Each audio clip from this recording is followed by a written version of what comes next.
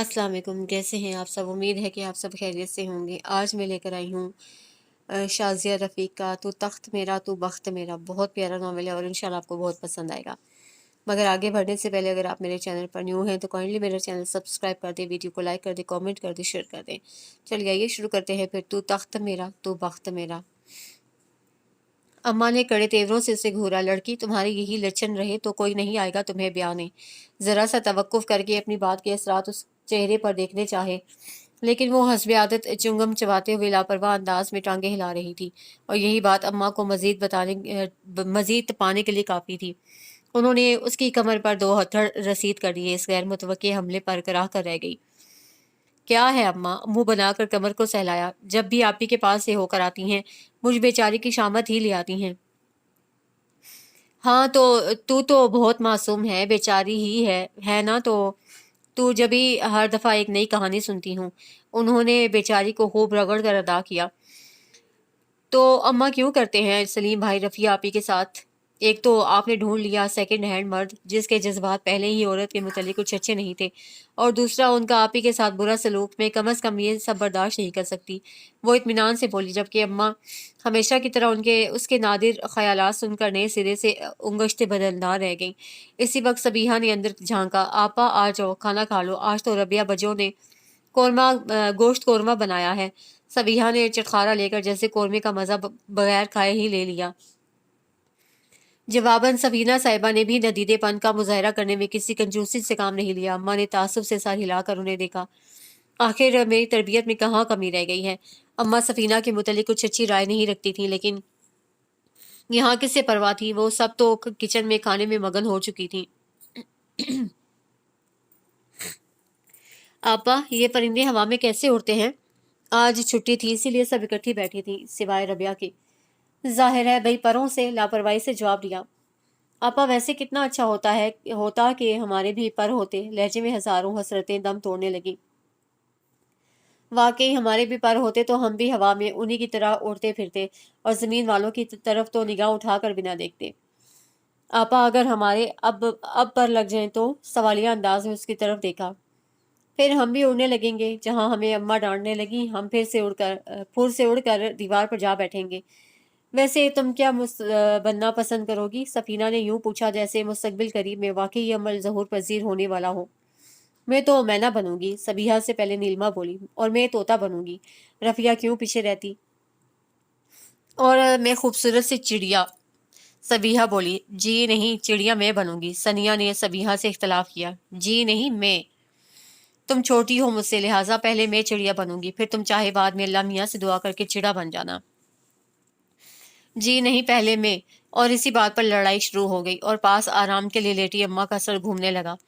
उन्होंने आओ देखा न ताओ झुक कर झूठा उठाया, और एक सनिया को और एक सबिया को रसीद कर दिया। बाकी बड़ी तेजी से अपनी जगह छोड़ चुकी थी। उफ, जूते खा खा कर मेरी कमर तो किसी दिन जूते किसी शक्ल इख्तियार कर लेगी। कमरे में रबिया के पास अ, बैठते हुए बुड़बुड़ाई।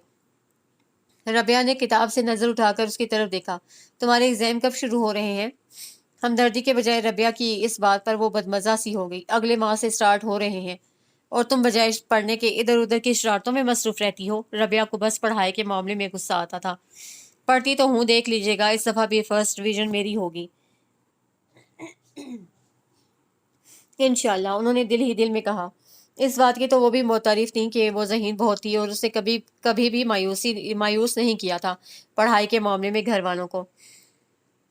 आज साजिद मियाँ के घर से फिर आई थी उनकी अम्मा। अम्मा ने हस्बे आदत लंबी चौड़ी बात की। अब्बा ने निवाला तोड़ते हुए उनकी तरफ देखा, लेकिन कहा कुछ नहीं। "मैं तो कहती हूँ, देखा भाला लड़का है, और फिर वो लोग इसरार भी कर रहे हैं। देर किस बात की? पूरा 40 साल का मर्द है, और अम्मा लड़का कह रही हैं।" किचन में खड़ी सनिया तक सहन से आती अम्मा की आवाज़ बखूबी पहुंच रही थी, इसीलिए लड़का यूं कहा जैसे कच्चा ही चबा जाएगी उसे। लेकिन फातिमा, उसकी उम्र। अब्बा फिर मुतज़ब्ज़ब थे। "अरे, मर्द तो हमेशा जवान ही रहते हैं, और फिर है भी कवारा वो। बेशक 80 साल का मर्द आ जाए और ये कहकर ब्याह रचा दिया जाए कि है तो कवारा। मैं कहती हूँ, आखिर क्या कमी है बच्चों में, जो इस दुनिया के सबसे शानदार कवारे लड़के के लिए अम्मा इतनी बेचैन हो रही हैं?" सनिया अब सबीहा से मुखातिब थी, जो चावल चुनते हुए उसके मुंह से के बिगड़े जाविये देख कर हंस रही थी। आपा, तुम किसी भी हाल में खुश नहीं होती। रफिया आपी के शोहर पर तुम्हें पहले से शादीशुदा होने का एतराज था और अब साजिद भाई की उम्र पर एतराज है। हाँ, तो मुझे एतराज तो रहेगा ही। देखो बच्चों, अभी 25 साल की भी नहीं हुई और उन्हें दुगनी उम्र के मर्द से जोड़ा जा रहा है। हस्बे आदत जोश में आकर बोली, इमरान खान की बेगम भी तो अपने शोहर से आधी उम्र की है।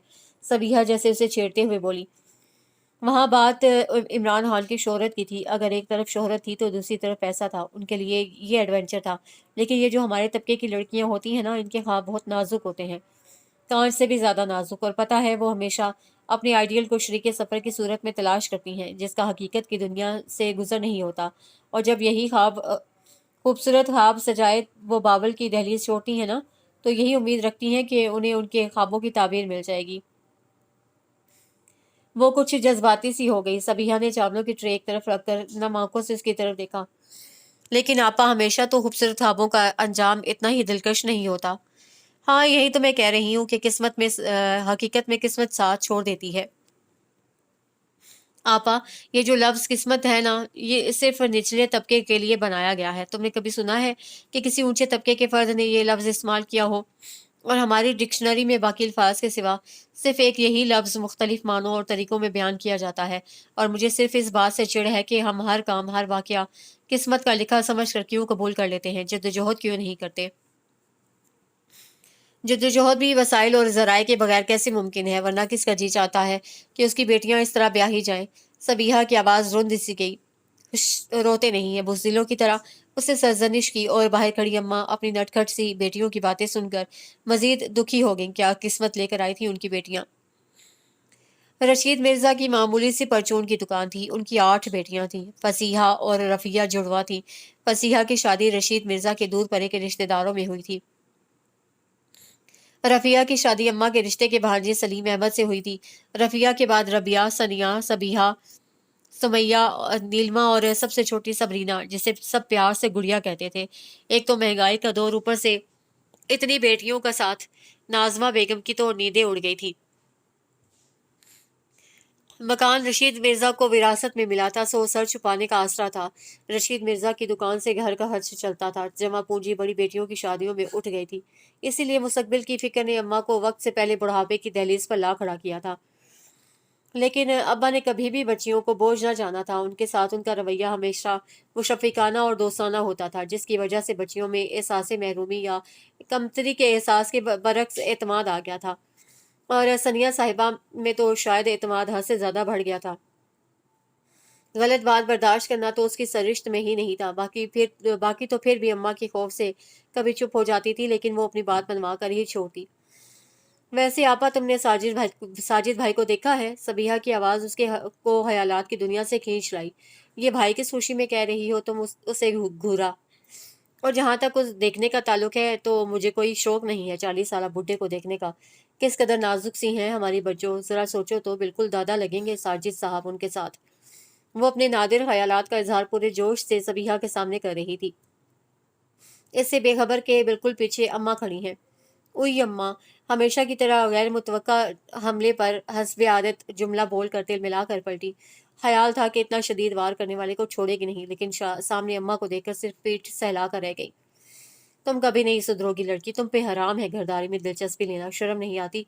छोटी काम से लगी हुई है और तुम सिर्फ बातें बिगाड़ने में मसरूफ हो। अम्मा ने नेक बीबी बनी हंडिया भूनती सबीहा को प्यार से देख कर उसे हस्बे मामूल झाड़ा। अम्मा, मुझसे नहीं होता ये क्या प्याज काटते फिरो और आंसुओं की झड़ी के साथ। एक आध बार हाथ तो ज़रूर ही कटेगा और फिर घंटे भर गर्मी में खड़े होकर सालन बनाऊं, रोटी बनाऊं, चाहे इस जद्दोजहद में इंसान मारे गर्मी की दुनिया से ही कूच कर जाए। वो तकरीर के अंदाज में हाथ लहरा लहरा कर कह रही थी, ठहर, तुझे मैं बताती हूँ। हर काम के लिए बहाना तेरे पास घड़ा होता है। अम्मा का एक बार फिर खतरनाक इरादा देखकर वो फुर्ती से किचन से निकल गई। रबिया समेत बाकी सब बहनें मामू के यहाँ मिलाद में गई थीं। अम्मा नासाजी तबीयत की वजह से नहीं जा सकी थी और सबीहा और सनिया के आज प्रैक्टिकल थे कॉलेज में, इसीलिए वो नहीं गई थी। नहीं रशीद मिर्जा, वो नहीं मानेगी। फातिमा बेगम ने साफ साफ जवाब दे दिया। तुम बात तो करके देखो। اب جب بی بی جان نے فون کر کے آنے کا کہا تو میں کیا کہتا، لہٰذا ہاں کر دی۔ ابا بہت کم اتنا لمبا فکرہ بولتے تھے۔ میں جانتی ہوں نا اسے، آپ کے لاڈ پیار کی وجہ سے وہ ویسے ہی کچھ خودسر ہو گئی ہے، اور وہ تو رفیہ کے شوہر کو نہیں بخشتی۔ ہر دفعہ جب بھی جاتی ہے، کبھی اس کی ساس اور کبھی سلیم میاں سے لڑ جھگڑ کر آ جاتی ہے۔ پھر وہ خود اپنے لیے کیسے برداشت کرے گی کہ پہلے سے شادی شدہ اور ایک بچی کے باپ کے حوالے کر دیا جائے اسے؟ لڑکے کی عمر بھی تو چھوٹی عمر میں لڑکے کی شادی بھی تو چھوٹی عمر میں ہو گئی تھی، بے شک ہو گئی تھی، لیکن ہے تو وہ شادی شدہ۔ اور کیا رنوے صرف میری بچیوں کے لیے رہ گئے ہیں؟ رشتہ داروں نے تو تماشا بنا کر رکھ دیا ہے۔ اگر خدا نے اس گھر میں بیٹیاں زیادہ دے دی ہیں تو اس کا یہ مطلب تو نہیں کہ ہم نے دوسروں کے در پہ پھینکی ہوئی ہیں۔ جس کا دل چاہتا ہے بولی لگا کر چل دیتا ہے۔ اماں ہاسی ہبگی سے بول رہی تھی اور دوسرے کمرے میں بیٹھی ربیہ کے گالوں پہ آنسو ایک تواتر سے اپنے نشان چھوڑ رہے تھے۔ اگرچہ اماں بابا نیچی آواز میں بات کر رہے تھے، لیکن رات کا وقت ہونے کی وجہ سے آواز بخوبی سنائی دے رہی تھی۔ اسے ایک نظر دوسری چارپائی پہ سوئی اپنی نٹ کھٹ سی بہن پر ڈالی اور دل دکھ کی شدت سے جیسے پھٹنے کے قریب ہو گیا۔ ٹھیک ہے رشید مرزا، میں کوشش کروں گی۔ اماں شاید قائل ہو چکی تھیں۔ اف میرے خدا، کبھی غربت نہ دینا کسی کو، جہاں غربت ہو تو اتنا بوجھ نہ دینا بیٹیوں کا۔ ربیہ نے ایک کرب سے آنکھیں بند کر کے شدت سے دعا کی۔ بی بی جان، انہوں نے ہولے سے پکارا۔ قدسیہ بانو نے پان بناتے ہوئے انہیں غور سے دیکھا، جو کہ ہنسی مزمحل اور افسردہ سی لگ رہی تھی۔ تمہاری دلہن بڑی دلہن، کیا بات ہے؟ طبیعت تو ٹھیک ہے تمہاری؟ انہیں ایک قدرے تشویش لاحق ہو گئی۔ بی بی جان، میں مصطفیٰ کی طرف سے بہت پریشان ہوں، پھر اب مینا بھی نہیں سنبھلتی۔ اگر ایک بار رونا شروع کر دے تو کسی سے چپ ہونے کا نام نہیں لیتی، حتیٰ کہ شزرا جو اسے سارا دن سنبھالتی ہے اسے بھی مانوس نہیں ہو رہی۔ اب وہ ماں کی گود تلاش کرتی ہے۔ کہاں سے لا کر دوں اسے ماں؟ وہ روحانسی لہجے میں بولتی چلی گئی۔ میں نے تو کہا ہے کہ مصطفیٰ دوسری شادی کر لے، لیکن وہ کسی بھی طرح راضی نہیں ہوتا۔ ہاں، یہی بات میں نے تمہارے بابا جان سے بھی کہی تھی۔ ان کا خیال ہے کہ ابھی مصطفیٰ کو مجبور نہ کیا جائے تو بہتر ہے۔ نائمہ کا دکھ ابھی تازہ ہے، اور پھر وہ اس کی محبت بھی تو تھی۔ آہستہ آہستہ یہ بھلا پائے گا اسے۔ بی بی جان نے بڑی بہو کو دلاسا دیتے ہوئے کہا۔ آخر کب تک؟ بچی ماشاءاللہ سے 6 ماہ کی ہونے والی ہے، بھرا پورا گھر ہے، وہ سب اسے چاہتے ہیں، لیکن بی بی جان، مجھے صرف مینا کی فکر نہیں ہے۔ میں چاہتی ہوں کہ مصطفیٰ بھی زندگی کی طرف لوٹ آئے۔ جانے والوں کے ساتھ تو نہیں جایا جا سکتا۔ بی بی جان پلیز کچھ کریں، میرا اکلوتا بیٹا ہے، اور جوانی میں ہی اسے یہ اتنا بڑا دکھ سہنا پڑا ہے، بالکل مرجھا کر رہ گیا ہے۔ ان کی آواز میں آنسوں کی آمیزش اور بڑھ گئی۔ قدسیہ بانو نے دکھ اور ہمدردی سے انہیں دیکھا۔ رائمہ کے متعلق کیا خیال ہے تمہارا؟ بی بی جان نے اس سوال پہ آنکھیں پوچھتے ہوئے وہ چونک گئی۔ نہیں بی بی جان، یہ ممکن نہیں ہے، کیونکہ مجھے معلوم ہے کہ ان کے گھر کا ماحول کس طرح کا ہے۔ ٹھیک ہے، نائمہ بھی اسی کی بہن تھی، لیکن اس کی عادات ان سے کچھ مختلف تھی۔ نگاہوں تلے رائمہ کا وہ رویہ گھوم گیا جب 2 ماہ قبل نائمہ کی وفات والے دن مینا رائمہ کی گود میں روئے جا رہی تھی۔ شاید ماں کی کمی کا احساس اس معصوم کو بھی ہو گیا تھا۔ رائمہ نے 1-2 بار چپ کروانا چاہا، لیکن جب ناکام رہی 2 تھپڑ مار دیے اس کے پھول سے گالوں پہ۔ پھر وقتاً فوقتاً جب بھی آتی تقریباً ایسی ہی بیزاریت کا اظہار کرتی، اور وہ سب برداشت نہیں کر سکتی تھی۔ اچانک ایک خیال بجلی کی طرح ذہن میں کوندا، اس کا اظہار بھی انہوں نے بی بی جان سے کر دیا۔ وہ بھی سن کر لمحہ بھر کے لیے چپ رہ گئی۔ آخر وہ سوچیں گے تو جب کنوارا تھا ان کا بیٹا تب پوچھا نہیں، اور اب چلے آئے ہیں۔ ان کے اس نکتہ پر وہ بھی ندامت سے سر جھکا گئی۔ اچھا، آنے دو اپنے بابا جان کو، ان سے بات کروں گی، انہوں نے تسلی دی تو وہ مطمئن سی ہو اٹھ کر کچن کی طرف بڑھ گئیں۔ ساس سے اپنی پریشانیاں شیئر کر کے وہ یوں ہی مطمئن ہو جاتی تھیں۔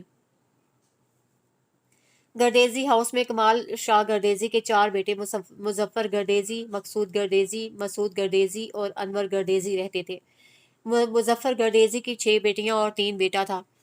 مقصود گردیزی کی 2 بیٹیاں اور 3 بیٹے تھے۔ مسعود گردیزی کا 1 بیٹا اور 1 ہی بیٹی تھی، اور انور گردیزی کی 3 بیٹیاں اور 3 ہی بیٹے تھے۔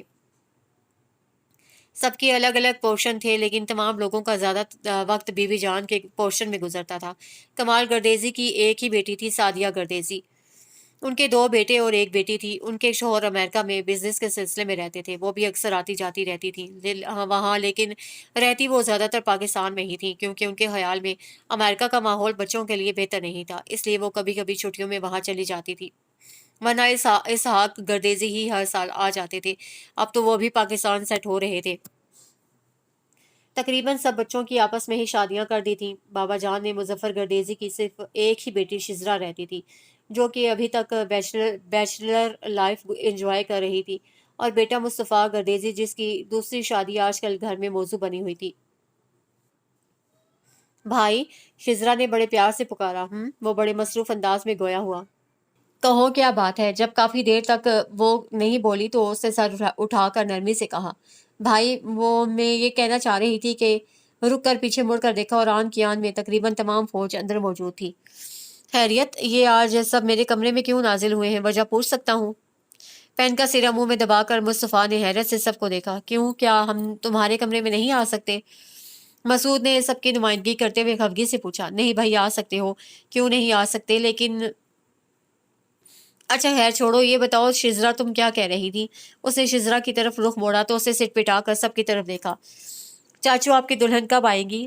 5 سالہ کامی نے فٹ رٹا رٹایا سبق دہرا کر گویا سب کو مشکل سے نکال دیا۔ بھابھی، مصطفیٰ نے خفگی سے سمیرا بھابھی کی طرف دیکھا۔ ٹھیک تو کہہ رہا ہے، بس اب تمہاری شادی ہو جانی چاہیے، سمیرا بھابھی نے اس کی خفگی کی پرواہ کیے بغیر تیزی سے کہا۔ آپ شاید بھول رہی ہیں کہ میری شادی ہو چکی ہے اور میں بابا جان کو اپنا فیصلہ بھی سنا چکا ہوں، وہ قطعیت سے بولا۔ مصطفیٰ، میرے بھائی، زندگی ایسے تو نہیں گزرے گی نا، پھر کچھ مینا کا بھی احساس کرو۔ چندہ ابھی وہ ماں کے لمس سے اتنا واقف نہیں ہے، لیکن تم شاید نہیں جانتے کہ جیسے جیسے وہ بڑی ہوئی اس کو ماں کی کتنی ضرورت ہوگی۔ سمیرا نے ہمت نہیں ہاری تھی، باقی سب فی الحال خاموش تھے۔ مینا کو میں ماں اور باپ دونوں کا پیار دوں گا، اور پھر اسے پیار دینے والے اتنے اور لوگ ہیں۔ وہ ہر دلیل رد کر رہا تھا۔ نہیں مصطفیٰ، تمہاری یہ بھول ہے کہ تمہارے پیار سے وہ بہل جائے گی۔ ٹھیک ہے، یہاں سب اسے چاہتے ہیں، لیکن اس کی زندگی میں جو خلا ہے ماں کی کمی کا، اسے تم کبھی پورا نہیں کر سکو گے۔ صوبیہ آپا بھی میدان میں کودی۔ اس کے بعد تو سب نے اپنے اپنے دلائل دے کر قائل کرنا شروع کر دیا۔ سب مینا کا سہارا لے کر اسے سمجھانے کی کوشش میں تھے، لیکن اس کی نہ ہاں میں نہ بدلی۔ وہ کیسے اپنا پیار، اپنی زندگی نائمہ کو بھول جاتا، جس کی 2 سالہ رفاقت ہی اس کا سرمایہ حیات تھی۔ اس کی یادوں کے سہارے تو وہ ساری زندگی بتا سکتا تھا، لیکن گردیزی ہاؤس کے مکین اسے اس طرح ویران اور تنہا نہیں دیکھ سکتے تھے۔ ہر ایک کو اسی کی فکر تھی۔ پھر تو ہر ایک نے اٹھتے بیٹھتے اسے فورس کرنا شروع کر دیا، اور یہی بات اسے طیش میں مبتلا کیے جا رہی تھی۔ نتیجتاً اسے کم سے کم وقت گھر میں گزارنا شروع کر دیا۔ کون کیا کر رہا ہے، کیا کہہ رہا ہے، اسے اس کی متعلق پرواہ نہ تھی۔ حد تو یہ کہ وہ مینا سے بھی غافل ہونے لگا، تو بابا جان کو مجبوراً انتہائی قدم اٹھانا پڑا۔ اچھا بھائی، سب ڈبے سیٹ ہو گئے ہیں؟ اس نے جلدی سے اپنی جگہ پہ کھڑے ہوتے ہوئے پوچھا۔ جی، سب نے یک زبان ہو کر کہا۔ تو اس نے زبیہ کو اشارہ کیا۔ اس کے وسل بجانے پر منہ سے آواز نکالی اور ٹرین سٹارٹ ہو گئی۔ کوئی دیکھ کر کہہ سکتا تھا کہ وہ بی اے کے ایگزام دے چکی ہے اور حرکتیں بالکل بچوں والی ہیں۔ حد تو یہ کہ باقی سب بہنیں بھی اسی کے نقش قدم پر چل رہی تھیں۔ آپا اسٹیشن آ گیا۔ آخر کافی دیر کے انتظار کے بعد سبرینا کو کہنا پڑا، نہیں بھائی، اس اسٹیشن پر گاڑی نہیں رکے گی۔ اس نے منہ سے انجن کی آواز نکالتے ہوئے اطمینان سے جواب دیا اور اپنا سفر جاری رکھا۔ آپا، ایک ڈبہ گر گیا، پیچھے سے گڑیا نے چیخ کر کہا، تو اس نے ہنگامی بریک لگا کر پیچھے دیکھا۔ رفیہ آپا کی سونیا کے کیلے کے چھلکے پر سے پھسل گئی تھی، جسے سبیہ نے فوراً آگے بڑھ کر سنبھال لیا تھا، اور زبردست قسم کی ڈانٹ سونیا کو سے چھوٹے سلمان کو پلا کر، جسے کیلا کھاتے ہوئے ابھی چھلکا پھینکا تھا، دوبارہ سونیا کو اس کی پوزیشن پر کھڑا کر دیا تھا۔ اس سے پہلے کہ وہ دوبارہ اپنا سفر شروع کرتی، دروازہ کھٹاک سے کھلا اور کچھ حواس باختہ سی اماں اندر داخل ہوئی، جو کہ ابھی مارکیٹ کے لیے نکلی تھی۔ ان کے پیچھے کراچی والی تائی ماں، منجلی چچی اور چھوٹی چچی بھی تھیں۔ اماں نے جو سارے منظر پر نگاہ دوڑائی تو بے اختیار اپنا سر پیٹ لینے کو دل چاہا۔ وہ سب چھوٹی بہنوں اور بھانجے بھانجیوں کی ٹرین بنائے کھڑی تھی۔ دوپٹہ کمر کے گرد کس کر باندھا ہوا تھا۔ وہ تیزی سے اس کی طرف لپکی۔ اپنا حلیہ درست کرو، وہ دبے دبے لہجے میں سختی سے کہا۔ وہ حیرانگی سے ان کی طرف دیکھنے لگی، ابھی تک سچویشن کو سمجھ نہیں پا رہی تھی۔ باقی سب بھی ساکت کھڑے تھے۔ اماں نے ایک بار پھر غصے سے اسے دیکھ کر اپنے چہرے کے تاثرات درست کرتے ہوئے مہمانوں کی طرف رخ موڑا۔ آئیے نا بھابھی، لہجے میں گویا سارے جہان کا شہد گھل گیا تھا اس لمحے۔ جب مہمان اندر کی طرف بڑھے تو باقی سب کو بھی جیسے ہوش آ گیا۔ بھابھی، لڑکی شوخ بھی ہے اور شرارتی بھی، مجھے تو بے حد پسند آئی ہے۔ کمرے میں داخل ہوتے ہی چھوٹی چچی نے کان میں کہا۔ تائی اماں نے مسکرا کر تائید کی اور اندر داخل ہوتی فاطمہ بیگم کی طرف متوجہ ہو گئیں۔ سفینہ آپا تمہارے رشتے کے لیے آئی ہیں، تائی اماں لوگ۔ سمیہ نے ہمیشہ کی طرح سنگن لے کر بیتوں کے پن سے سنیا سمیت سب کو گویا اطلاع فراہم کی تو فصیحہ کی بیٹی ندا کو کھانا کھلاتے ہوئے برک سی گئی۔ باقی سب بھی ٹھٹک کر کچھ تجسس سے سمیہ کو دیکھنے لگی۔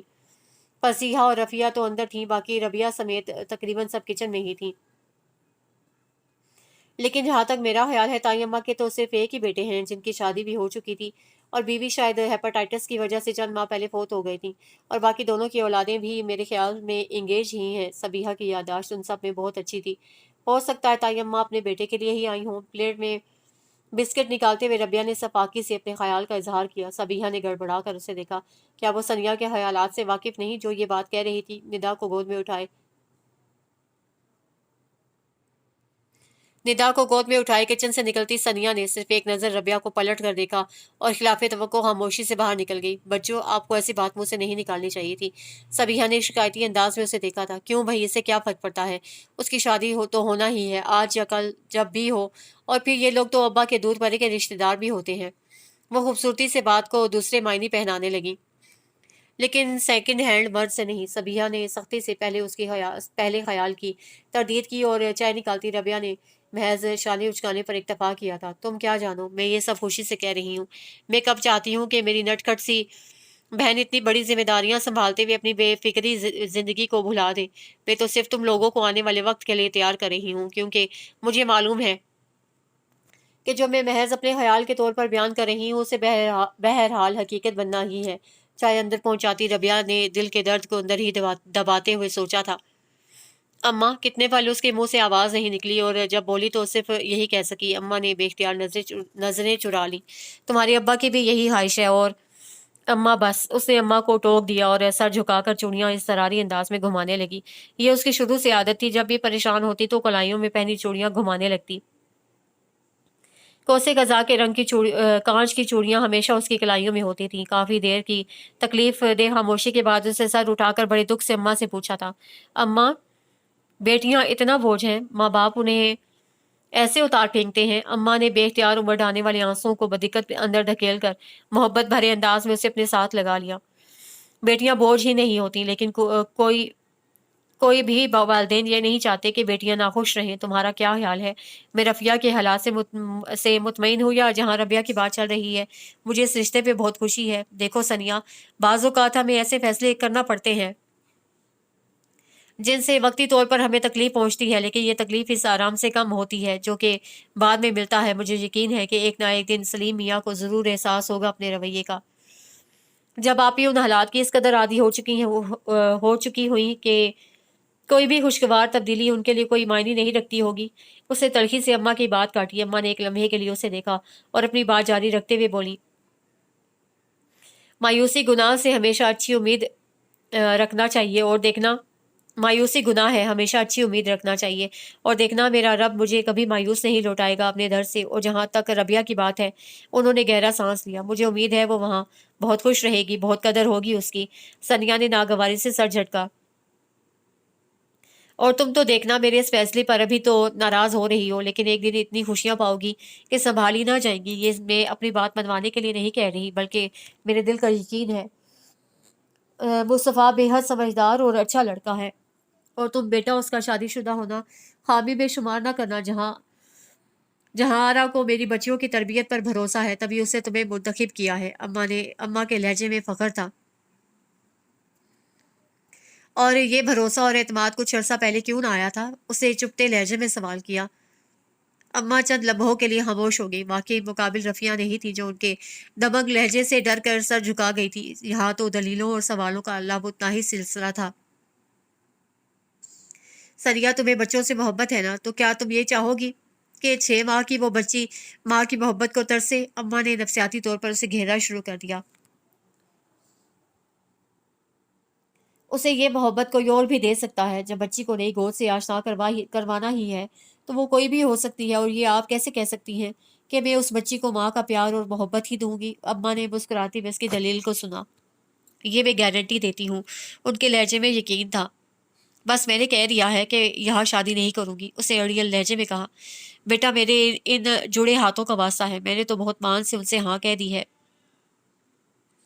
مجھے جھوٹا نہ کروانا۔ بلاخر اماں کا ضبط بھی ٹوٹ گیا اور بے اختیار ہاتھ جوڑ کر رو دی تو وہ تڑپ اٹھی۔ اماں، ان کے ہاتھوں پر سر رکھ کر وہ سسک دی۔ تقدیر کیسے لمحوں میں فیصلہ سنا کر دور کھڑی ہنستی رہتی ہے، اور یہ آج معلوم ہوا تھا۔ یار بھابی، یہ اپنے ایس پی صاحب کب آئیں گے؟ وکاس پاس بیٹھتے ہوئے پوچھا۔ ویکینڈ پر ہی آئیں گے، وہ مینا کو چینج کر رہی تھی اور اسے خوب شور مچا رکھا تھا۔ اور آپ کب جائیں گی حیدرآباد؟ میں، اس کے ہونٹوں نے بے آواز جنبش کی، اگرچہ اپنی طرف سے وہ مطمئن تھی کہ وہ مصطفیٰ کی بالکل پرواہ نہیں کرے گی اور صرف مینا کو توجہ دے گی، لیکن کبھی کبھی مصطفیٰ کے حوالے سے کوئی ایسی بات گھر میں اسے کر دی جاتی تھی کہ وہ لاجواب ہو جاتی تھی۔ وقاص نے ایک لمحے میں اس کے چہرے کے بدلتے رنگ کو جانچ لیا تھا اور خود کو اندر ہی اندر سرزنش کرتے ہوئے فوراً موضوع بدلا۔ اچھا خیر چھوڑیں، یہ بتائیں کہ آپ کا میری اور رباب کی جوڑی کے متعلق کیا خیال ہے؟ وقاص اور رباب کی منگنی اگلے ہفتے ہونے والی تھی۔ خوب شرارتی اور پیاری سی چھوٹے چچا کی رباب جب کبھی وقاص کی کسی معنی خیز بات پہ شرماتی تو بے اختیار پیار آ جاتا تھا۔ رباب تو ٹھیک ہے، البتہ تم، اس نے شرارتی نظروں سے وقاص کو دیکھا جو خاصے کڑے تیوروں سے اس کی طرف دیکھنے لگا تھا۔ تم بس گزارا ہی ہو۔ بھابی، آپ میری شاندار پرسنالٹی کی توہین کر رہی ہیں، اس نے احتجاج کیا تو وہ بے اختیار ہنسنے لگی اور وہ بچوں کی طرح منہ بسورنے لگا۔ خیریت، یہ کس بات پہ اتنا ہنسا جا رہا ہے؟ اور یہ ہمارے منع کو کس نے مارا جو اس طرح منہ بنائے بیٹھے ہیں جیسے ابھی رو دیں گے؟ ایمان نے کمرے میں داخل ہوتے ہوئے پوچھا۔ اس کے پیچھے ہی سیرت اور رہنا بھی تھی۔ یہ تم نے منا کسے کہا؟ وقاص کا پارا مزید ہائی ہو گیا۔ ظاہر ہے کمرے میں صرف ایک ہی منا ہے، باقی سب تو منیاں ہیں۔ سیرت کے برجستہ جواب پر وقاص سمیت سب کی مشترکہ ہنسی چھوٹ گئی۔ بیٹا اب تو رہو گے نا منگنی تک؟ بی بی جان نے اس کے بالوں میں انگلیاں پھیرتے ہوئے محبت سے پوچھا۔ جی بی بی جان۔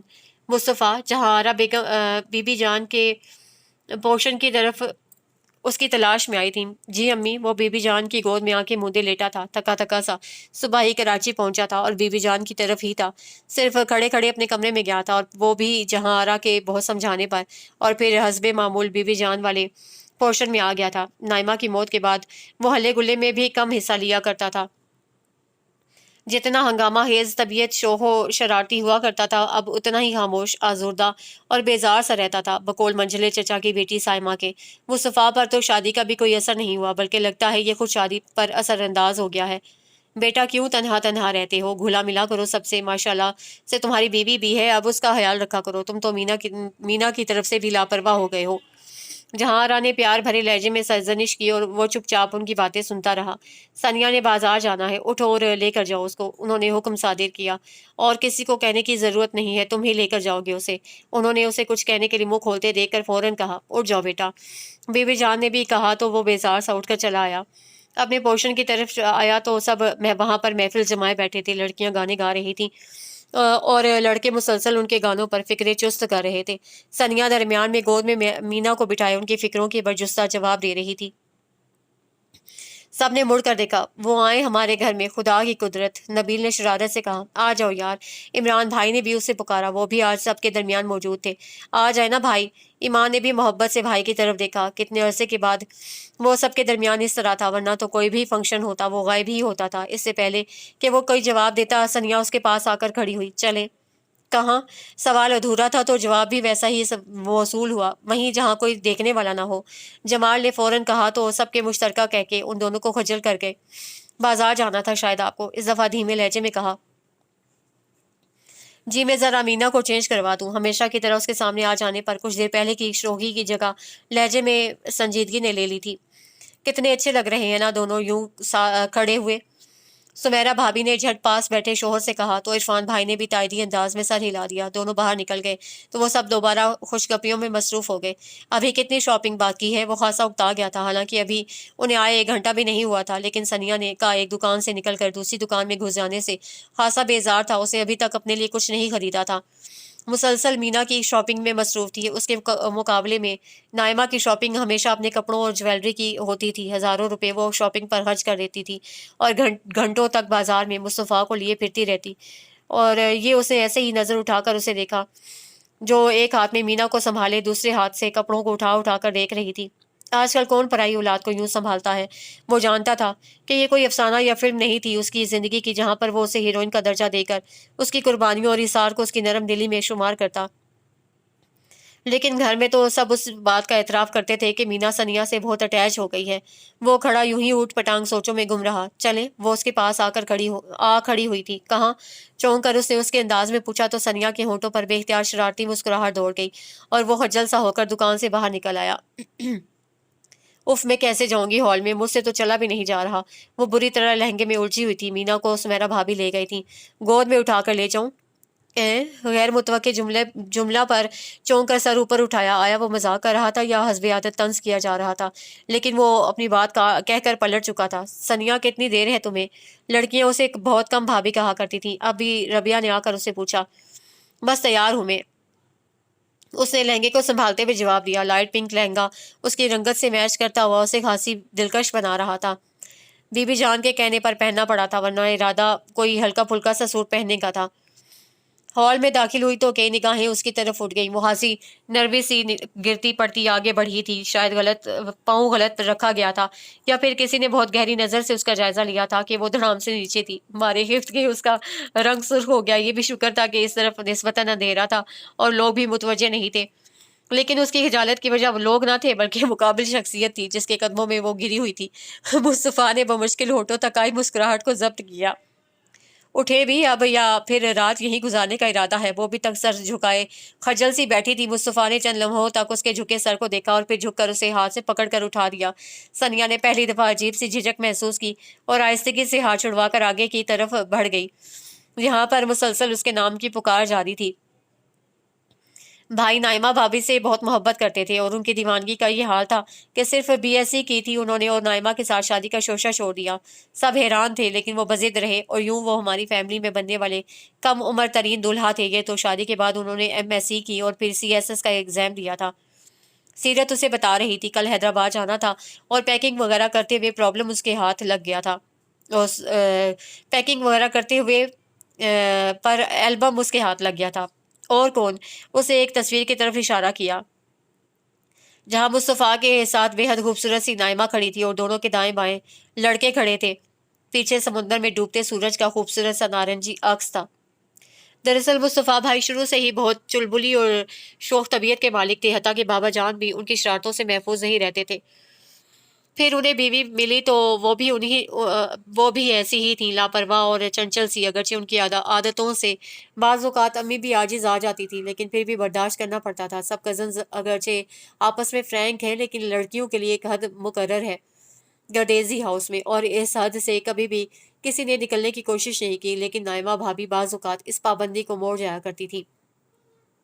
بھائی کے دوستوں میں کھلے عام گھومتی پھرتی تھی، پکنک کے پروگرامز میں بھی وہ آگے ہوتی تھی، اور یہ تصویریں اسی وقت کی ہیں۔ یہ سب مصطفیٰ بھائی کے دوست کی ہیں۔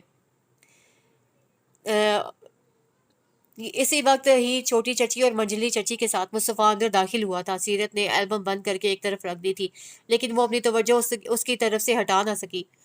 بھابھی مینا رو رہی ہے، سیماب کی پکار پر وہ باہر کی طرف لپکی تھی۔ چچی اور چھوٹی چچی جنہیں سب آپا کہتے تھے تائی اماں سے باتوں میں مصروف ہو گئی۔ مصطفیٰ اندر کمرے میں چلا گیا۔ ویسے بھابھی، رشید بھائی کی یہ بیٹی تو ہیرا ہے، آپ تو خوش قسمت ہیں جنہیں اتنی سگھڑ فرمانبردار بہو ملی ہے۔ آپا نے کھلے دل سے تعریف کی تھی۔ تائی اماں ہولے سے مسکرا دی۔ واقعی یہ سچ تھا، سنیا نے انہیں کبھی بھی مایوس نہیں کیا تھا۔ شوہر کی توجہ نہ ملنے کے باوجود وہ سب سے ایسے ہی گھلی ملی ہوئی تھی کہ ایسے لگتا تھا جیسے صدیوں سے یہاں رہتی آ رہی ہو۔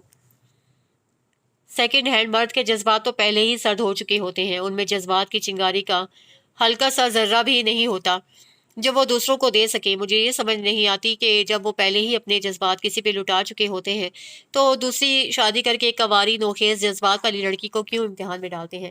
باہر برستی چھم چھم بارش میں اسے اپنی ہی آواز کی باز گزشت سنائی دے رہی تھی۔ اپنے گروپ کے سامنے بولتے ہوئے اس کا چہرہ سرخ پڑ جاتا تھا اس موضوع پر۔ یہ تم آخر شادی شدہ رنوے مردوں کے پیچھے کیوں پڑی رہتی ہو؟ تمہاری گفتگو کا ہر موضوع ان سے شروع ہو کر انہی پر ختم ہوتا ہے۔ عالیہ کبھی کبھار بہت چڑ جاتی تھی اور وہ اس کی بات سن کر چونک گئی۔ واقعی وہ کسی نہ کسی طرح ان مردوں کی تذلیل کا پہلو نکال ہی لیتی تھی۔ شاید اپنے حالات اور ارد گرد کے ماحول کا رد عمل وہ یوں ہی ظاہر کرنا چاہتی تھی، اور یہ بات وہ آج تک سمجھ نہیں پائی تھی کہ اتفاقات وہ بھی ایک جیسے آخر اس کی زندگی میں ہی کیوں وقوع پذیر ہوئے تھے۔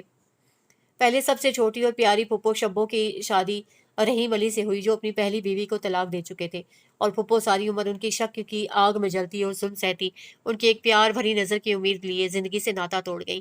پھر رفیہ آپی کے بھی کم و بیش یہی حالات تھے، اسے رنوے یا طلاق دینے والے مردوں سے کوئی ازلی بیع نہیں تھا، یہ تو صرف حالات نے اس کے دل و دماغ میں ان کے خلاف نفرت اور غصہ بھر دیا تھا۔ ہمیں تکلیف کا احساس اس وقت ہوتا ہے جب ہمیں خود اس کی اذیت برداشت کرنا پڑتی ہے، یا پھر ہمارے پیاروں کو وہ تکلیف اٹھانا پڑتی ہے، اور اس کے ساتھ دوسرے والا معاملہ تھا۔ اس کا تجربہ تو نہیں، البتہ تجزیہ اس وقت اسے وقت سے پہلے اس اذیت کا احساس دلا گیا تھا۔ ثانیہ، انسان جس چیز سے سخت نفرت کا اظہار کرے بعض اوقات اسے وہی چیز برداشت کرنا پڑتی ہے، کیونکہ بعض اوقات ہم نفرت کے اظہار میں ایسے الفاظ استعمال کر جاتے ہیں جو اللہ تعالیٰ سخت ناپسند کرتا ہے۔ اس لیے پلیز جذبات میں آ کر اتنے برے طریقے سے کسی کی تحقیر نہ کیا کرو۔ ایک دفعہ رفیہ آپی کے ساتھ سے حسب عادت منہ ماری کر کے وہ گھر آئی تو ربیہ نے پاس بٹھا کر لسانیت سے اسے سمجھانا چاہا تھا، اور وہ ناگواری سے سر جھٹک کر رہ گئی تھی۔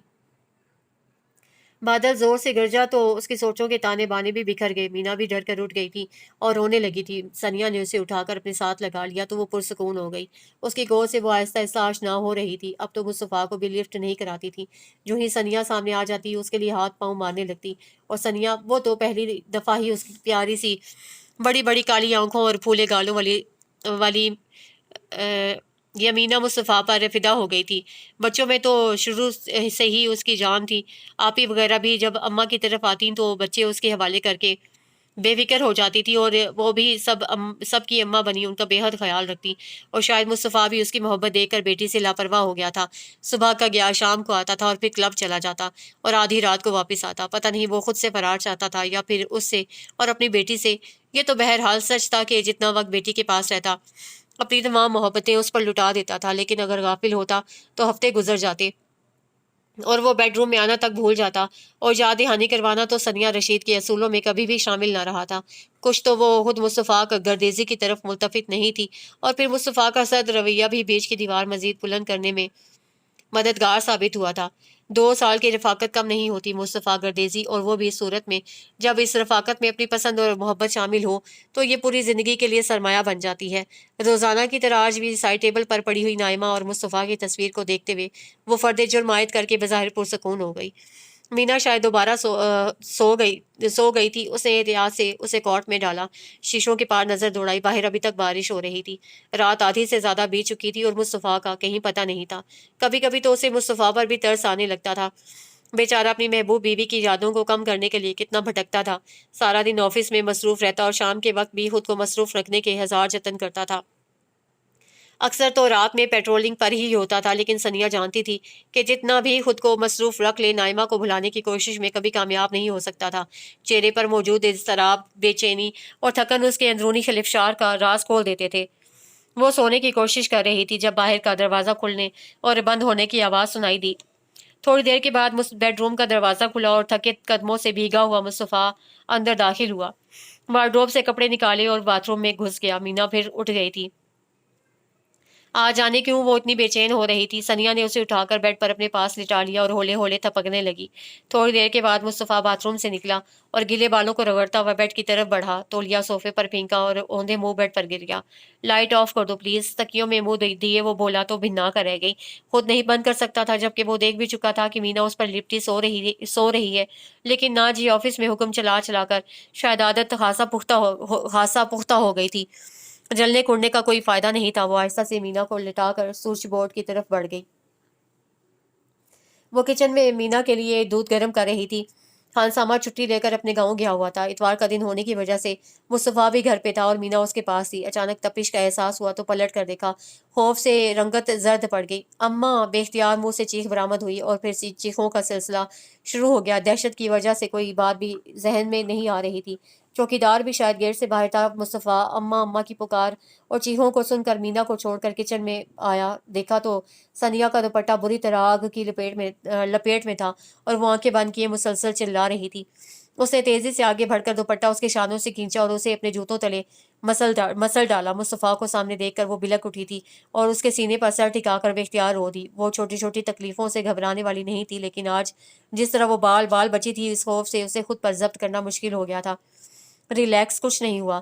मुस्तफ़ा ने होले से उसके सर को थपथपाया और उसे खुद से अलग किया। वो सुर्ख आंखों को हाथ से रगड़ती हुई खजालत से सुर्ख पड़ते चेहरे समेत झुककर फीडर उठाने लगी। वो भी बाहर निकल गया।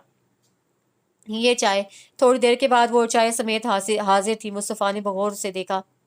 वो खुद पर काफी हद तक काबू पा चुकी थी। अब मीना को दूध पिला रही थी। अगले हफ्ते अम्मी आ रही हैं। चाय पीते हुए मुस्तफ़ा सरसरी अंदाज में बताया। अच्छा, और कौन कौन आ रहा है? लहजे में हद से ज्यादा इश्तियाक सिमट आया था। अभी कंफर्म नहीं है। जवाब देकर दोबारा चाय और टीवी की तरफ मुतवज्जे हो गया। सनिया बीबी और ताई अम्मा की आमद का सुनकर खुश होने लगी। वो भी क्या करती, सारा दिन घर में इधर इधर से उधर फिरते हुए जाता था। सुबह के वक्त काम वाली मासी आती तो पूरे मोहल्ले की खबरें सुनाते हुए काम करती थी। इस तरह थोड़ा वक्त गुजर जाता था। या फिर सामने वाले घर से कभी कभी मिसेज अकरम आ जाती। एक पल भी खामोश रहना उनके लिए बस में ना था। मुसलसल बोले जाती।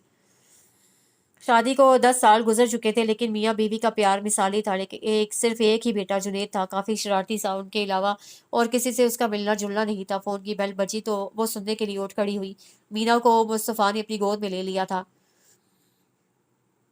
आलिया का फोन था। मेरा रिजल्ट आ गया है और फर्स्ट डिवीजन है मेरी। खुशी और जोर से उसके करीब आकर कहा। अच्छा, मुबारक हो। बेतासुर लहजे में कही गई बात उसे चौंका गई। और वो भी कितनी पागल थी भला, उसे उसकी इस बात से क्या दिलचस्पी हो सकती थी? और वो उसे खुश खबरियां सुनाती फिर रही थी। इसे मुझे दे दे, सोने का टाइम हो रहा है इसका। आहिस्तगी से आंखें मसलती मीना को झुक कर लिया। उसने एक नजर उसे देखा। कुछ देर पहले चेहरे पर जो चमक थी और वो मांद पड़ गई थी, वो नादिम सा हो गया। क्या हो जाता अगर अगर वो भी उसकी खुशी में इस तरह गर्मजोशी का मुजाहरा कर देता, लेकिन दिल के हाथों वो अक्सर मजबूर हो जाता था। अम्मा, अफीफा ने अम्मा का घुटना हिलाकर अपनी तरफ मुतवज्जे किया। उन्होंने ऐनक के ऊपर से उसे देखा। अम्मा, आपा याद आ रही हैं? कितने दिन हो गए हैं उनसे मिले हुए। हाँ अम्मा, वाकई सनिया का ना तो कोई फोन आया और ना ही वो खुद आई है। रबिया ने भी गुफ्तगू में हिस्सा लिया। लो भला, रोज रोज आना जाना आसान है क्या? अब एक दफा ही बुलाऊंगी उसे तुम्हारी शादी पर। अम्मा ने क्रोशिये के बेल एक तरफ रखकर रबिया से कहा, जिसकी शादी की तारीख मुकर्रर होने वाली थी। शादी के जिक्र पर किसी किस्म का कोई तासुर नहीं उभरा था उसके चेहरे पर। सबिया हाथों के प्याले में चेहरा रखे बगौर रबिया का जायजा ले रही थी। अरे अम्मा, इनका आना कौन सा मुश्किल है? आखिर इतने बड़े घराने की बहू और एसपी की बीवी हैं वो। चाहे तो वो रोज ही चक्कर लगा लिया करें। अफीफा की सुई अभी तक वहीं अटकी हुई थी। अब तो अब तो सबरीना और नीलमा भी अपना होमवर्क छोड़कर पास आ बैठी थीं।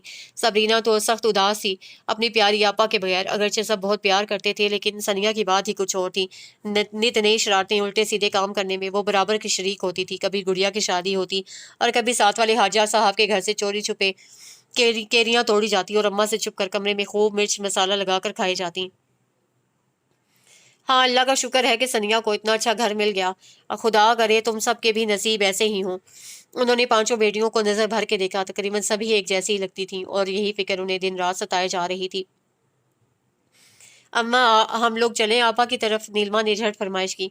हाँ, जाना तो जैसे आसान है ना। बाबा की मिलने लगी हुई हैं, जो चल पड़े। अम्मा के कहने पर सबिहा और रबिया की बेख्तियार हंसी छूट गई। उन्होंने पहले तो हंसे पर घूरा, फिर खुद भी मुस्कुरा दी। अस्सलाम वालेकुम भाबो जी। घर में दाखिल होते ही वक़ास से जोरदार सलाम झाड़ा। वो खुश दिली से उसके सलाम का जवाब देती सुमेरा भाभी के गले लग गई। फिर ताई अम्मा से प्यार लेकर दुआ और सना से भी सलाम दुआ करके उन्हें अंदर ले आई। वाह, अब लग रहा है ना ये घर घर है, पहले तो सिर्फ मकान था। सना ने खड़े खड़े इधर उधर सर घुमाकर साफ सुथरे लाउंज को देखते हुए अपनी राय बाबाज बुलंद नशर की। वाकई सुमेरा भाभी ने भी तौसीफी नजरों से उसे देखा और वो उनकी तारीफ पर झेम कर किचन की तरफ बढ़ गई। क्या फरमाया जा रहा था?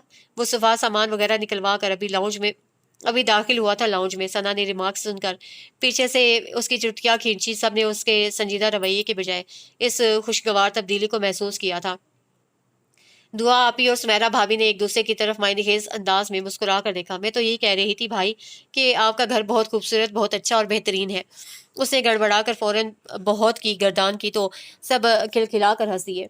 भाई, आपका बेडरूम कितना रोमांटिक सा है। सना ने हस्बे आदत झट से हल्के आसमानी रंग की कलर स्कीम और इसी मेंशन के फर्नीचर और दूसरी चीजों को देखते हुए तारीफ की।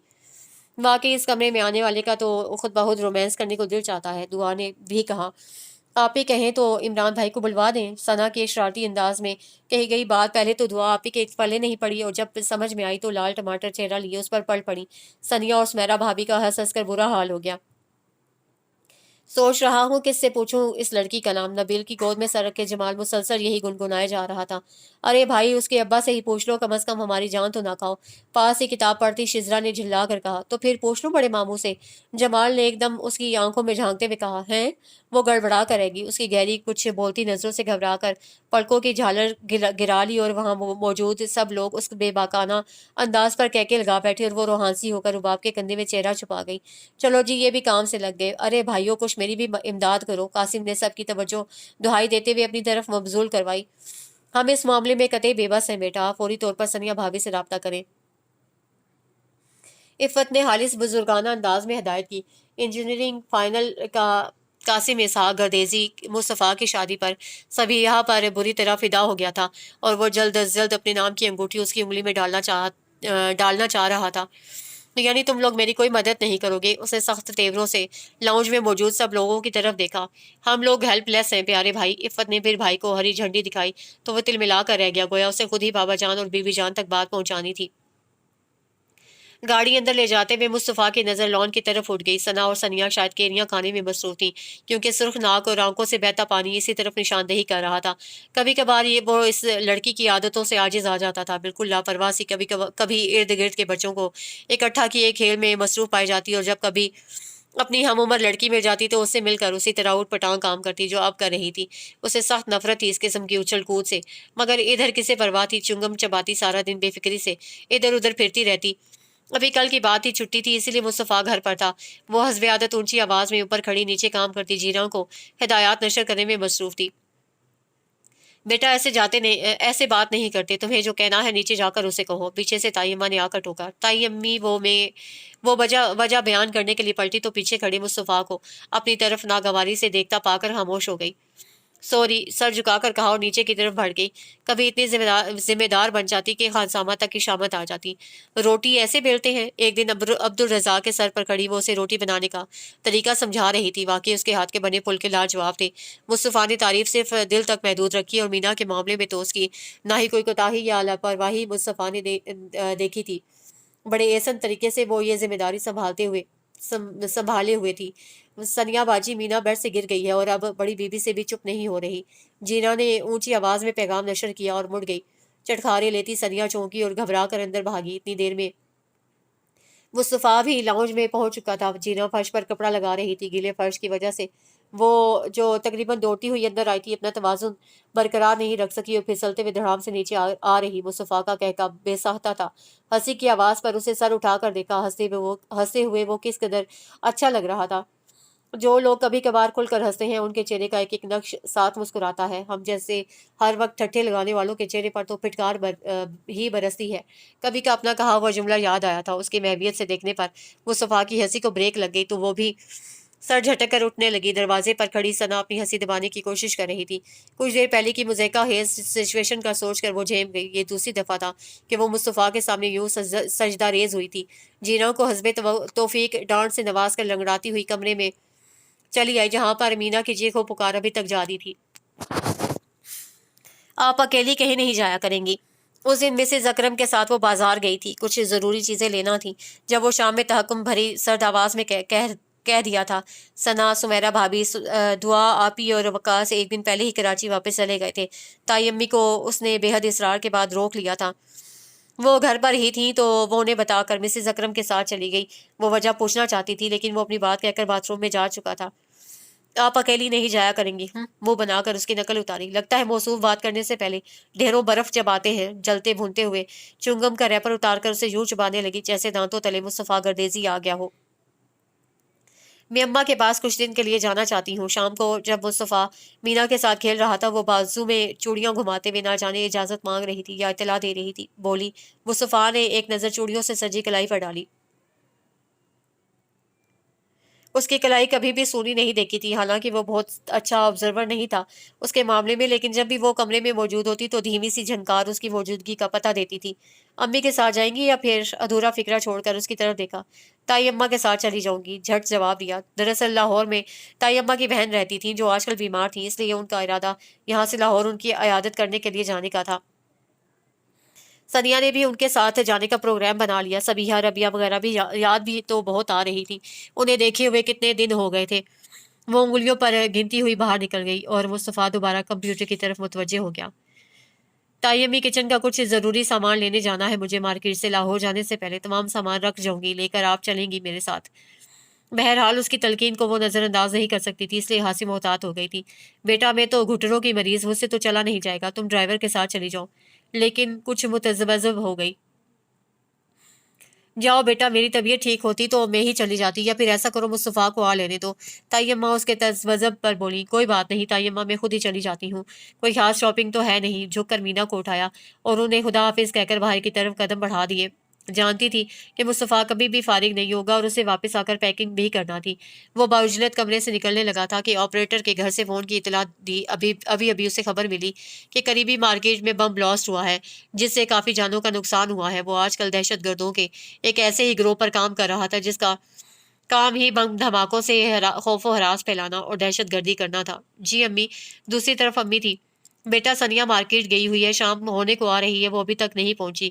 عبدالرزاق چھٹی پر ہے، کسے بھیجوں پتہ کرنے کے لیے؟ میرا تو دل ہول رہا ہے اور اس کا ہاتھ ریسیور پر کام کر رہ گیا۔ اچھا امی، میں دیکھتا ہوں۔ انہیں کچھ بھی بتائے بغیر خود ہی قابو پا کر تسلی دی اور باہر کی طرف لپکا۔ سر 50 افراد موقع پر ہی جاں بحق ہو گئے ہیں اور 150 کے قریب شدید زخمی ہیں۔ اس کے علاوہ کچھ معمولی زخمی ہیں جن کی بینڈیج کر کے فارغ کر دیا گیا ہے۔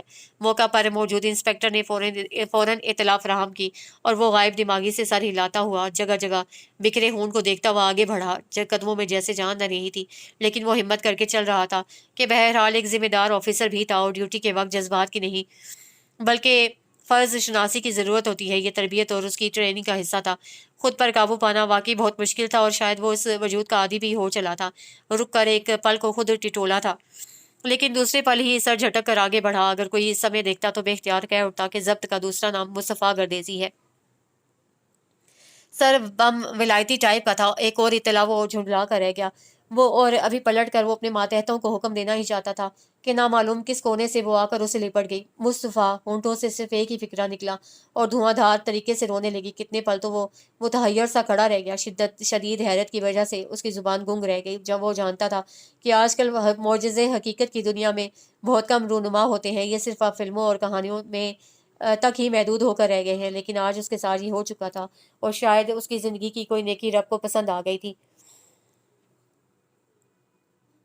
سنیا، حیرت بھری آواز پر وہ ہوش میں آ گیا اور جھٹکے سے اسے الگ کیا۔ یہ کیا حرکت تھی؟ اور میں نے منع کیا تھا نا کہیں بھی اکیلا جانے سے۔ اس کی دھیمی سرد آواز پر سراسیما ہو کر اس کی طرف دیکھا، آنکھوں سے ابھی تک سیل رواں جاری تھا۔ ارد گرد کھڑے لوگ بڑی دلچسپی سے یہ منظر دیکھ رہے تھے۔ اسے پلٹ کر سب کو مختلف آرڈرز دیے اور وہ دل میں سوچ رہی تھی کہ اگر اس کے ساتھ 3-4 گارڈز بھی ہوتے تو کیا وہ اسے اس حادثے سے بچا سکتے تھے، جب تک کہ اوپر والا نہ چاہتا۔ بے شک، لیکن مصطفیٰ صاحب سے کہتا کون؟ مصطفیٰ اس کی کسی بھی سوچ سے بے خبر اس کی کلائی پکڑ کر تقریباً گھسیٹتا ہوا اپنی گاڑی تک لایا۔ کتنی چوڑیاں ٹوٹ کر کلائی میں گھس گئیں۔ بے اختیار سسکی کو روکنے کے لیے ہونٹوں کو بھیج لیا۔ مصطفیٰ نے چونک کر اس کی طرف دیکھا، لیکن ہاتھ پھر بھی نہیں چھوڑا تھا۔ اللہ اللہ داد، بی بی کو گھر چھوڑاؤ۔ بیک سیٹ پر اس کو تقریباً گرانے کے انداز میں دھکیلا اور مڑ کر ڈرائیور سے کہا، جو خود بھی اس اچانک حادثہ اور پھر بیبی کی گمشدگی سے خاصا گھبرایا ہوا تھا۔ اللہ داد کی گود میں مینا تھی، گول گول آنکھیں گھماتی معصومیت سے دیکھ رہی تھی۔ اسے ہولے سے اس کے بالوں میں ہاتھ پھیرا اور اللہ داد کو جانے کا اشارہ کیا۔ تائی امی گھر میں داخل ہوتے ہی وہ تائی اماں کے گلے سے لگ کر شدت سے رو دی۔ انہیں بھی ابھی چوکیدار نے آ کر سارے واقعے کی اطلاع دی تھی۔ ابھی تک ان کی دھڑکن معمول پر نہیں آئی تھی۔ آخر خود پر قابو پا کر اسے بتایا کہ وہ رش کی وجہ سے مینا کو اللہ داد ڈرائیور کو پکڑا کر مارکیٹ کے اندر چلی گئی کہ تھوڑی دیر بعد دھماکہ ہو گیا اور لوگوں کے ساتھ وہ بھی اندر ہی پھنس کر رہ گئی۔ کافی دیر کے بعد اس کا سر تھپ تھپا کر خود سے الگ کیا اور اللہ داد کو فوراً 2 بکروں کا صدقہ دینے کا کہا اور مینا کو اپنی گود میں لے لیا۔ سسکتے ہوئے سنیا نے بات مکمل کی، یہ تمہاری کلائی کیوں سرخ ہو رہی ہے؟ انہوں نے اس کی کلائی تھامی، کانچ کے کئی ٹکڑے بازو میں چبھ گئے تھے۔ پتہ نہیں، کزن خود کو لاعلم ظاہر کر کے مزید عمر ڈالنے والے آنسو کو روکا۔ چلو ڈاکٹر کے پاس، غضب خدا کا، بازو خون سے بھری ہوئی ہے اور یہ بے خبر ہے، انہوں نے اپنائیت سے ڈانٹا۔ رات تک گردیزی ہاؤس میں یہ بات پہنچ چکی تھی کہ ثنیا جس مارکیٹ میں گئی تھی وہاں پر بم دھماکہ ہوا تھا، اور چونکہ ثنیا مارکیٹ سے نکلی تھی اسی لیے موزانہ طور پر بچ گئی۔ سب نے شکر ادا کیا تھا اس معجزے پر۔ اس لڑکے سے کتنی بار کہہ چکا ہوں کہ ٹرانسفر کروا لی، مگر سنتا نہیں۔ بابا جان کمرے میں ٹہلتے ہوئے سخت ناراض ہو رہے تھے مصطفیٰ پر۔ ان کے تمام بیٹے اور بہویں بھی سر جھکائے بیٹھی تھی۔ آج جہاں سے فون پر مشورے کے بعد، باقی بچوں سے رائے لینے کے بعد، بی بی جان نے تمام بچوں کے رشتے کی تجویز بابا جان کے سامنے رکھی تھی۔ ابھی وہ کانفرنس جاری تھی کہ یہ اطلاع مل گئی۔ فون ملاؤ اس کا، بابا جان نے بڑے بیٹے کو آرڈر دیا۔ مصطفیٰ کہاں ہے ثنیا بیٹا؟ بابا جان کا لہجہ اب خاصا نرم تھا۔ بابا جان کا فون ہے۔ اسے ریسیور پاس بیٹھے مینا سے کھلتے مصطفیٰ کی طرف بڑھا دیا۔ جی بابا جان، ابھی تو چھٹی ملنا مشکل ہے۔ دوسری طرف سے جانے کیا کہا گیا کہ وہ سر کھجانے لگا تھا۔ ثنیا نے مینا کو کھلونے پکڑاتے ہوئے اس کا جائزہ لیا۔ آپ ناراض نہ ہو بابا جان۔ اچھا جی، کوشش کروں گا چھٹی مل جائے۔ پھر سلام دعا کر کے فون بند کر دیا۔ بابا جان نے جہاں کو بلوایا تھا اور مصطفیٰ کو بھی تاکید کی تھی کہ وہ 4-5 روز میں کراچی پہنچے۔ اس کا یہ بہانہ کہ ثنیا کو ابھی لاہور جانا ہے قطعی طور پر رد کر دیا گیا تھا۔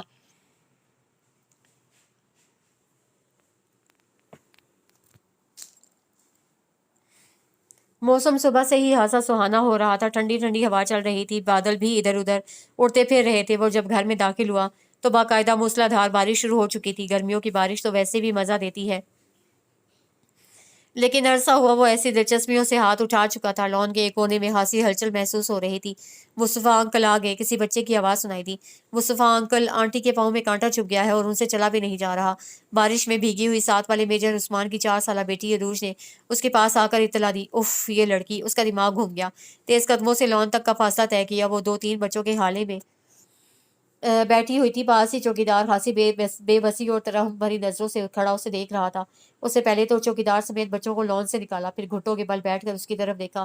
نگاہوں میں خشونت انداز میں جھنجھلاہٹ تھی۔ آخر تمام بس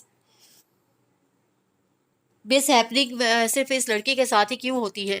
وہ سمجھنے سے قاصر تھا۔ آج کیا ہوا ہے؟ وہ آخر تھک کر تفتیشی انداز اختیار کیا۔ میں یہ پودا پھلانگنے لگی تھی کہ اس پر گر پڑی اور اس نے گلاب کے پودے کی طرف اشارہ کیا۔ یہ بھی بتا دیں کہ یہ ضرورت پیش کیوں آئی تھی؟ چپتے لہجے میں پوچھا۔ وہ بچے آج مینا کے ساتھ کھیلنے آئے تھے، میں نے سوچا ان کو ساتھ لے کر وہ بیل سیٹ کر لوں۔ مالی کو تو کئی دن سے کہہ رہی تھی لیکن اسے سمجھ ہی نہیں آ رہی تھی، اسی لیے اب دیکھیں تو کیسی لگ رہی ہے۔ اس کے پنک پھول ساتھ والے پودے کے پیلے پھولوں کے ساتھ کتنا سوٹ کر رہے ہیں۔ جوش میں آ کر اسے بتاتے ہوئے داں طلب نظروں سے اسے دیکھا تھا، لیکن دوسری طرف ہنوز وہی خطرناک تیور تھے، لہٰذا جلدی سے اس کے سوال کا جواب مکمل کیا۔ بس اسی کوشش میں میرا دوپٹہ میرے پاؤں میں الجھ گیا اور اس نے مجرمانہ انداز میں سر جھکا لیا۔ اس نے بغور کا جائزہ لیا۔ گلابی لان کے سوٹ بارش میں بھیگ کر بدن سے چپک گیا تھا۔ لمبے بالوں کی کچھ لٹیں رخساروں سے چپکی ہوئی تھیں۔ انگلیوں کو آپس میں الجھاتے ہوئے وہ خود میں سمٹنے کی کوشش کر رہی تھی۔ شرم کی وجہ سے منہ حسب عادت سرخ ہو گیا تھا اور یہ متناسب سراپے کا نظارہ کسی کا بھی ایمان خراب کر سکتا تھا۔ مصطفیٰ نے نظریں پھیر لیں۔ 6 ماہ کی رفاقت میں یہ پہلا موقع تھا جب اسے اپنے ضبط کو یوں آزمانا پڑا تھا۔ دل کی دیواروں میں دراڑیں پڑنے لگی تھیں۔ اسے تو یقین تھا کہ نائمہ کے بعد جو دروازے مضبوطی سے بند کر دیے تھے وہ دوبارہ کبھی نہیں کھل سکیں گے، لیکن وہ اس سے بے خبر تھا کہ فطرت کے کچھ تقاضے ہوتے ہیں جن سے منہ موڑنا یا نظریں چرانا ناممکن ہوتا ہے، اور اس سمے انسان خود کو بے بس محسوس کرتا ہے۔ شاید اسے بھی اپنی بے بسی کا احساس ہونے لگا تھا کہ اس پر جھنجھلاہٹ سوار ہو گئی، پہلے غصہ، پھر گریز اور اب جھنجھلاہٹ۔ کئی کیفیات اس پر اکٹھی حملہ آور ہو گئیں۔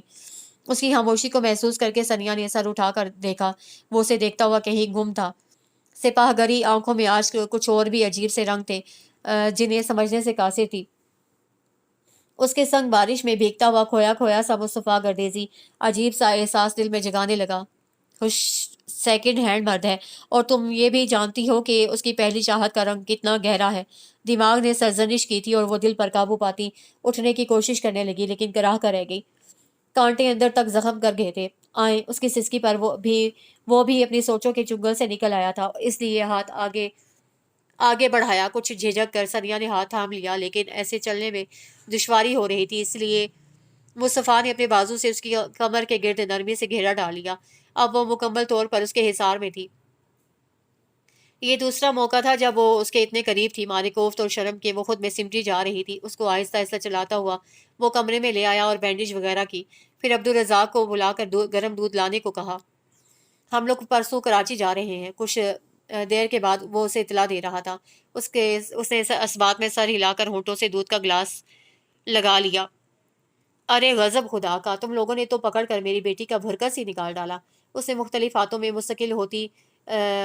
मुंतकिल होती मीना के रोने पर सबको मसनूई खफगी से घूरा। हम भी क्या करें, आप लोग आए भी तो कितने अरसे के बाद हैं। इतना याद करते थे हम सब। कितना लहजा शरारती था। इफ़त झेम गई। क्या हुआ, मेरे बेटे को किसने मारा? उसने रोती हुई मीना को प्यार से चमकारा। बच्ची ने एक दफा सर उठाकर उसे देखा और फिर खामोश होकर उसके सीने में मुंह छुपा लिया। दूर बैठी जहां आरा माँ बेटी के इस प्यार पर निहाल हो गई। उनका फैसला गलत नहीं था। बच्चा भी उसी सूरत में किसी की तरफ मुतवज्जे होता है जब उसे प्यार और मोहब्बत की गर्मी महसूस हो। और यकीनन सनिया इस अरसे में ये तवज्जो हासिल कर चुकी थी। सनिया, मेरी बात सुनना। उन्होंने उसे आवाज़ दी। ताई अम्मी। वो उनके करीब आई तो वो उसे लिए अपने हमरा लिए बीबी जान के पोर्शन की तरफ आ गई जहाँ पर घर की तमाम खवातीन मौजूद थीं। फिर बीबी जान ने जो कुछ उसे कहा उसके लिए हैरत और खुशी का बायस था। सादिया फूफो ने भी उनकी बात की तायद की थी। क्या मेरी बहन की किस्मत इतनी अच्छी हो सकती है? खुशी से नम होती पलकों समेत वो सोचे गई। ये मंगनियां वगैरह हो जाएं तो हम लाहौर जाएंगे। हम जाएंगे लाहौर, बीबी जान ने कहा। थोड़ी देर तक सब बैठी रहीं और फिर जब सब जाने लगी तो बीबी जान ने उसे रोक लिया। सनिया, तुम मेरी बात सुनकर जाना। उन्होंने उसे तख्त पर बैठने का इशारा किया। मुस्तफ़ा का रवैया तुम्हारे साथ कैसा है? खासा गैर मुतवक्किल सवाल था, लेकिन फिर भी संभल कर बेतासुर लहजे में उसने नॉर्मल है कहा। वो कुछ देर तक उसके चेहरे को बगौर देखती रही जहां पर कोई भी खुश रंग ख्याल नहीं था। शर्मो हया की लाली या किसी को तस्हीर कर लेने का नशा मौजूद नहीं था। वो हंसी साफ गो थी और जो कुछ उसके दिल में होता था वो चेहरे से जाहिर हो जाता था। क्या हमारा फैसला गलत था? वो सवाल का क्या जवाब देती, लिहाजा खामोश रही। क्या तुम नाखुश हो बेटा? उन्होंने नरमी से उसके सर पर हाथ रख कर फिर पूछा। ये तो मैं खुद भी नहीं जानती। अजीब बेबसी और खुद तरसी का शिकार हो गई थी वो इस लम्हा। बीबी जान ने दुखी दिल से उसकी तरफ देखा। शायद नादानिस्तगी में हमसे बहुत जुल्म हो गया है इस बच्ची पर। बीबी जान को ढेरों निदामत और पछतावों ने आन घेरा। बीबी जान, मैं जाऊं? शायद मीना रो रही है। उन्होंने आहिस्तगी से सर हिला दिया और वो बोझल कदमों से वहां से चली आई। भाभी, आपका फेवरेट कलर कौन सा है? रुबाब ने नीली सितारों भरी साड़ी में मलबूस उसके नाजुक सरापे को सताइशी नजरों से देखते हुए पूछा तो उसकी निगाहें बेख्तियार कुछ दूर खड़े सफेद कुर्ता शलवार में मलबूस इरफान से गुफ्तगू करते हुए मुस्तफ़ा गर्देजी के सरापे में उलझ गई। कितना सूट करता था उस पर ये रंग और लिबास, लेकिन उसने बहुत कम उसे इस ड्रेस में देखा था। भाभी, रुबाब ने शाना हिलाकर शायद अपने सवाल का जवाब जानना चाहा था। सफेद रंग बेख्याली में मुंह से निकला। ओ, अब समझी। रुबाब ने उसकी नजरों के ताकों में देखा तो शोखी से गोया हुई। क्या मतलब है तुम्हारा? अपनी कुछ देर पहले की बेख्तियारी पर झेम गई और खजालत मिटाने के लिए मसनूई खफगे से उसे घूरा। कुछ नहीं, वो भी मुस्कुराते हुए जैसे उसकी हालत से हज उठाने लगी और सनिया ने वहां से हटना ही मुनासिब समझा। भाभी, आपको छोटी चची जोरों शोर से याद कर रही हैं। रास्ते में जमाल ने रोक कर पैगाम पहुंचाया तो वो सर हिलाते हुए मकसूद गर्देजी के पोर्शन की तरफ मुड़ गई जहां सब तैयारी के लिए इकट्ठे हुए थे। जी चची, आपने मुझे बुलाया था? उनके कमरे में पहुंचकर पूछा। हाँ सनिया, तुमसे जो डिब्बे रखवाए थे जेवर के वो निकाल लाओ। गजब खुदा, 7 बजे का टाइम था, यहाँ पर 9 बज रहे हैं। मेहमान आजिज हो गए हैं लेकिन इन लड़कियों की तैयारियां खत्म होने में ही नहीं आ रही। उसे कहकर वो लड़कियों की तैयारियों से नालां बुड़बुड़ाने लगी तो वो मुस्कुराते हुए कमरे से निकल गई। दरअसल आज गर्देजी हाउस में बकौल नबील के मंगनियों की तकरीबात थीं। बाबा जान ने सबके मशवरे और बच्चों की ख्वाहिशात जान लेने के बाद ये ऐलान किया था जिस पर सबने खुशी और इत्मीनान का इजहार किया था। वो डिब्बे लेकर कमरे से निकल रही थी। जब मुस्तफ़ा मीना को उठाए राहदारी में आता दिखाई दिया। पकड़े इसे और कपड़े चेंज करें इसके। सरसरी नजर उस पर डालकर मीना को उसे थमाया और वापस मुड़ गया। उसने हाथ में पकड़े डिब्बे करीब आती दुआ आपी को पकड़ाए और मीना को उठाए अंदर आ गई। उसे बेड पर लेटाया तो हाथ पांव मारने लगी। वो 10 माह की हो गई थी और अब घुटनों के बल की वजह से हर घंटे बाद कपड़े खराब कर लेती थी। अभी कुछ देर पहले ही वो तो मुस्तफ़ा उसे ले गया था और अब वो उसे इस हुलिये में और वो अब फिर वो इस हुलिये में सामने थी। जब उसके कपड़े तब्दील करके वो बाहर निकली तो एक आवाज़ पर चौंक गई। अच्छा, तो ये है मुस्तफ़ा की सेकंड वाइफ। उसके बिल्कुल करीब ही रेड कलर की साड़ी में हम रंग मेकअप के साथ एक 25-26 साल नहायत खूबसूरत और मॉडर्न खातून खड़ी थी। उसकी तनकीदी नज़रों से सनिया को उलझन होने लगी। उसे सवालिया नज़रों से साथ खड़ी बेजार सी सुमेरा भाभी की तरफ ही देखा। शक्ल कुछ जानी पहचानी सी लग रही थी। ये राइमा है, नाइमा की छोटी बहन, भाभी ने तारुफ करवाया। और ये मीना है, बिल्कुल नाइमा की कॉपी। बमुश्किल रिक्कत भरी आवाज़ निकाल कर मीना को उसकी गोद से घसीटा। वो हैरान परेशान सी उसे देखने लगी, जो उसे नज़रअंदाज किए मुसलसल बोल रही थी। अरे जानू, खाला जानी हूँ तुम्हारी। बच्ची ने फुल आवाज में रोना शुरू कर दिया था और वो नजाकत से पुचकारते हुए सपाट लहजे में कह रही थी। और बखूबी अंदाजा लगाया जा सकता था कि उसे मीना से कोई उनसियत या प्यार नामी जज्बा महसूस नहीं हो रहा हुआ था, वरना बच्चे तो मोहब्बत के भूखे होते हैं। फसीहा रफिया के बच्चे तो अपनी माओं के निस्बत हालाओं से ज्यादा करीब थे, और यहाँ ये हाल था कि हाला की गोद में पहुंचते ही वो रोने लगी थी। भाई मुस्तफ़ा, तुम्हारी बेटी तो हमारी गोद में आते ही रोने लग गई। नाइमा की तरह जिद्दी लगती है। मामा कहती हैं कि नाइमा भी में बहुत जिद्दी हुआ करती थी। जाने कब सुमेरा भाभी चली गई थी और मुस्तफ़ा खामोशी से उनके पास आ खड़ा हुआ था। उसने उकताहट भरी नजरों से मुसलसल मुंह बिगाड़ कर बोलती लड़की की तरफ देखा और कदम आगे बढ़ा दिया। आखिर बर्दाश्त की भी कोई हद होती है। रात दिन शोहर साहब मरहुमा बीवी की याद में गुम रहते हैं, और ऊपर से ये मोहतरमा। भाई ठीक है, इतनी ही मोहब्बती बहन और भांजी से तो ना करने देती दूसरी शादी बहनोई को। अब वो कह रही थी, तुम्हें तो पता है नाइमा को बच्चों से कितनी मोहब्बत थी। राह चलते बच्चों पर भी आशिक हो जाती थी। वैसे हम सब बहनों को बच्चों से बहुत मोहब्बत है। नज़ाकत से मुसलसल हाथ पाँव हिलाती मीना का हाथ हटाया। सनिया को ना चाहते हुए भी कदम रोक कर गुफ्तगू सुनना पड़ी। लेकिन अफसोस, जब उसकी अपनी बेटी हुई तो वो खुद दुनिया से चली गई। उफ़ो बेटा, चुप करो, कर जाओ ना। उसे रोती हुई मीना की मुदाहलत कुछ अच्छी नहीं लगी थी। सनिया को एक पल के लिए हंसी आ गई। शायद मीना लाशौरी तौर पर बाप का ध्यान दूसरी तरफ बटाना चाहती थी। मुस्तफ़ा ने मीना को पकड़ लिया था। सनिया खामोश तमाशाई की मानिंद खड़ी सब देख रही थी। अब उसे एहसास हुआ कि मुस्तफ़ा भी मुसलसल चुप है और वो मोहतरमा ही बोले जा रही थी। सनिया, बाहर रस्म शुरू होने वाली है और तुम यहाँ हो। अम्मी ने अपनी लाडली इकलौती बहू की तलाश में चारों तरफ हरकारे दौड़ा दिए हैं। राहदारी के आखिरी कोने पे से जिया ने अपने 2 साला बेटे को संभालते हुए पैगाम नशर किया और पलट गई। सनिया आगे बढ़ जाना चाहती थी, लेकिन मुस्तफ़ा की आवाज़ पर रुकना पड़ा। इसे भी ले जाएं। मीना ने उसे देखकर अपने बाजू उसकी तरफ बढ़ा दिए। मेरा ख्याल है कि इसकी हाला फिलहाल इसे बेहतर तौर पर संभाल सकती हैं। आखिर इन्हें बच्चे बेहद पसंद जो हैं। उसके जुमले पर यकीनन राइमा तिलमिला उठी थी और जाते जाते उसे सुना वो कह रही थी, मुस्तफ़ा, तुम्हारी बीवी तो बहुत नहरीली है। मेरे सामने ही वो मीना को गोद में लेने से इनकारी है। बाद में क्या करती होगी। मुझे तो मीना के मुस्तकबिल की फिक्र सताने लगी है। मुस्तफ़ा ने जवाब देने के बजाय निगाहें राहदारी से निकलती सनिया की पुश्त पर जमा दी। रात को वो लैपटॉप सामने खोले नहायत इन्हिमाक से अपने काम में मसरूफ था। एक आध सरसरी नजर पिंक नाइट ड्रेस में मलबूस इधर उधर पैकिंग के लिए फिरती सनिया पर डाल लेता, और ये उसकी मजबूरी थी, क्योंकि चूड़ियों की मधम सी छन छन उसकी तवज्जो फौरन बटा लेती थी।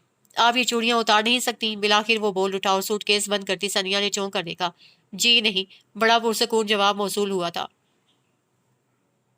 आधी रात को मुझे मौसीकी सुनने का कोई शगफ नहीं है, और यहाँ ये है कि हर वक्त ये झंकार सुनते रहो। शायद कोई गलत की प्रेस हो गई थी। वो बिला वजह उलझने लगा।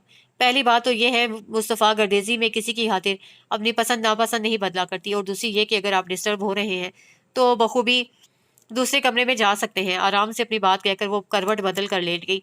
मुस्तफ़ा ने झुलस कर उसकी तरफ देखा और पाँव पटकता हुआ कमरे से बाहर निकल गया। सनिया, तुम? दरवाजा रबिया ने खोला था, इसलिए काफी देर तक हैरानी से उसे देखती रही। क्या यकीन नहीं आ रहा बच्चों? वो कजन मुस्कुराई तो उन्होंने भी शरारती अंदाज में नफी में सर हिलाकर उसे अपने गले से लगा लिया, और फिर मीना के बालों को होले से छू कर उसे अंदर आने का रास्ता देने लगी। अकेली आई हो? नजरें उसके पीछे दौड़ाई। फिलहाल तो अकेली ही आई हूँ, गोल मोल सा जवाब देकर वो अंदर चली आई। सनिया, आपा आ गई? होमवर्क करती सबरीना ने नारा लगाया और उठकर उसकी तरफ दौड़ी। आहिस्ता आहिस्ता सब इकट्ठी हो गई। अरे आपा को बैठने तो दो, जब से आई हैं खड़ी हैं। उसका सूटकेस धकेल कर अंदर आती नीलिमा बोली बोली अम्मा कहाँ हैं? सोई हुई मीना को दूसरे कंधे पर मुंतकिल करते हुए सबीहा से पूछा। अरे सनिया, तुम्हारी बेटी किस कदर प्यारी है। मीना नाम है ना इसका। सबीहा ने जवाब देने की बजाय मीना को देखते हुए कहा, तो वो चौंक कर उसके चेहरे की तरफ देखने लगी। لیکن وہاں پر ستائشی تاثرات کے علاوہ کوئی تاثر نہیں تھا، تو وہ بھی کھل کر اطمینان سے مسکرا دی۔ شکر تھا کہ کسی نے بھی اجنبیت کا مظاہرہ نہیں کیا تھا مینا کے لیے۔ آخر بیٹی کس کی ہے؟ وہ ذرا سا مسکرائی۔ جی، اور یہ بھی تو سوچیں کہ بھانجی کس کی ہے۔ عفیفہ نے بھی گفتگو میں حصہ لیا اور سوتی ہوئی مینا کو گود میں لے لیا۔ آپا، میں آپ کو بہت یاد کرتی تھی۔ گڑیا نے لاڈ سے اس کے بازو پر سر ٹکا دیا۔ کتنا؟ حسب عادت فکرہ دہرایا۔ اتنا؟ بچی تو تھی اس لیے فوراً ہاتھ پھیلا دیے اور اس نے بے اختیار پیار سے ماتھا چوم لیا اس کا۔ کون آیا ہے؟ اماں نماز پڑھ کر باہر آئیں تو شور سن کر پوچھا۔ اماں؟ وہ دوڑتے قدموں سے اماں کی باہوں میں سما گئی۔ بیٹا بھول گئی تھی ہمیں؟ ہمارے فیصلے کی اتنی بڑی سزا دی ہمیں کہ اس صورت سے بھی ترسا دیا۔ اماں کے شکوے پر آنکھیں بھیگ گئیں۔ اماں میں خفا تو نہیں تھی، بس مصروف تھی۔ اور آپ لوگ منگنی کے فنکشن میں کیوں نہیں آئے؟ بس۔ اماں لمحہ بھر کے لیے چپ ہو گئیں، پھر صبیحہ سے مخاطب ہوئیں۔ چلو بہن کے لیے کھانے کا بندوبست کرو۔ تم سناؤ، کراچی میں سب ٹھیک تھے نا؟ اب وہ پھر ثنیا سے مخاطب تھیں۔ جی اماں، سب سلام کہہ رہے تھے۔ تائی اماں آئیں گی 1-2 روز میں یہاں۔ آپا کچن میں آ جاؤ۔ اسی وقت عفیفہ نے پکارا تو وہ اماں کو کے سوالیہ انداز کو نظر انداز کر کے کچن کی طرف چلی گئی۔ فی الحال وہ صبیحہ کی مرضی معلوم کرنا چاہتی تھی۔ پھر رات کو ابا آئے تو اسے صبیحہ اور قاسم کے رشتے کی بات چھیڑ دی، اور اماں ابا کو بھلا کیا اعتراض ہو سکتا تھا؟ جس گھر نے ان کی ایک بیٹی کو اتنا پیار دیا تھا تو دوسری کو بھی یقیناً ایسی ہی چاہت دیتے۔ پھر تیسرے دن تائی امی، بی بی جان اور پھپھو آ کر قاسم اور صبیحہ کی بات پکی کر گئی۔ شادی ربیہ اور صبیحہ کی اکٹھی کرنے کا طے پایا گیا تھا۔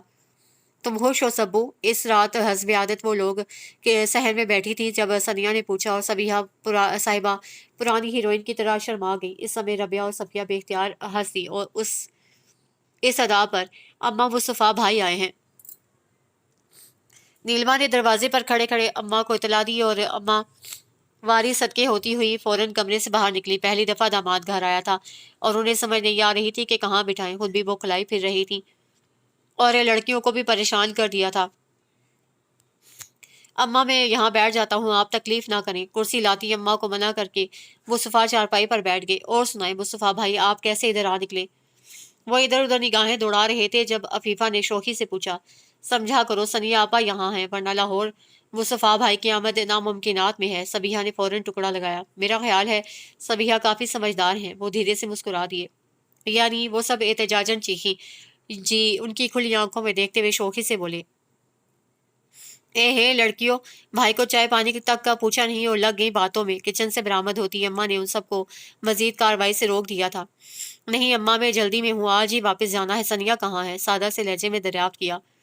آپا تو اندر سو رہی ہیں، کیونکہ جمعہ کو دوپہر میں سونا ان کی روٹین ہے۔ اور آپ بتائیں کہ آپ کیوں اتنی جلدی میں ہیں؟ نیلما نے سوال داغا۔ میں دراصل یہاں آفیشل کام سے آیا تھا۔ کل اور آج شام میں واپسی ہے۔ مجھے کورس کے لیے 4 ماہ کے لیے اسلام آباد جانا ہے۔ کل اور وہیں سے بینکاک۔ عادت کے برخلاف خاصا مفصل جواب دیا۔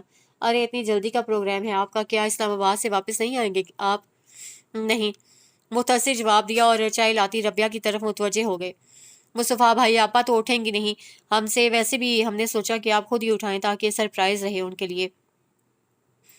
نیلما نے انہیں اطلاع فراہم کی تو وہ سر ہلا کر ربیہ کے ہاتھ سے چائے کا کپ تھاپنے لگے۔ پھر چائے پیتے ہوئے اماں سے گفتگو کرتے رہے۔ دھیمے دھیمے لہجے میں ادب سے بولتا اپنا آفیسر داماد انہیں بے حد پسند آیا تھا۔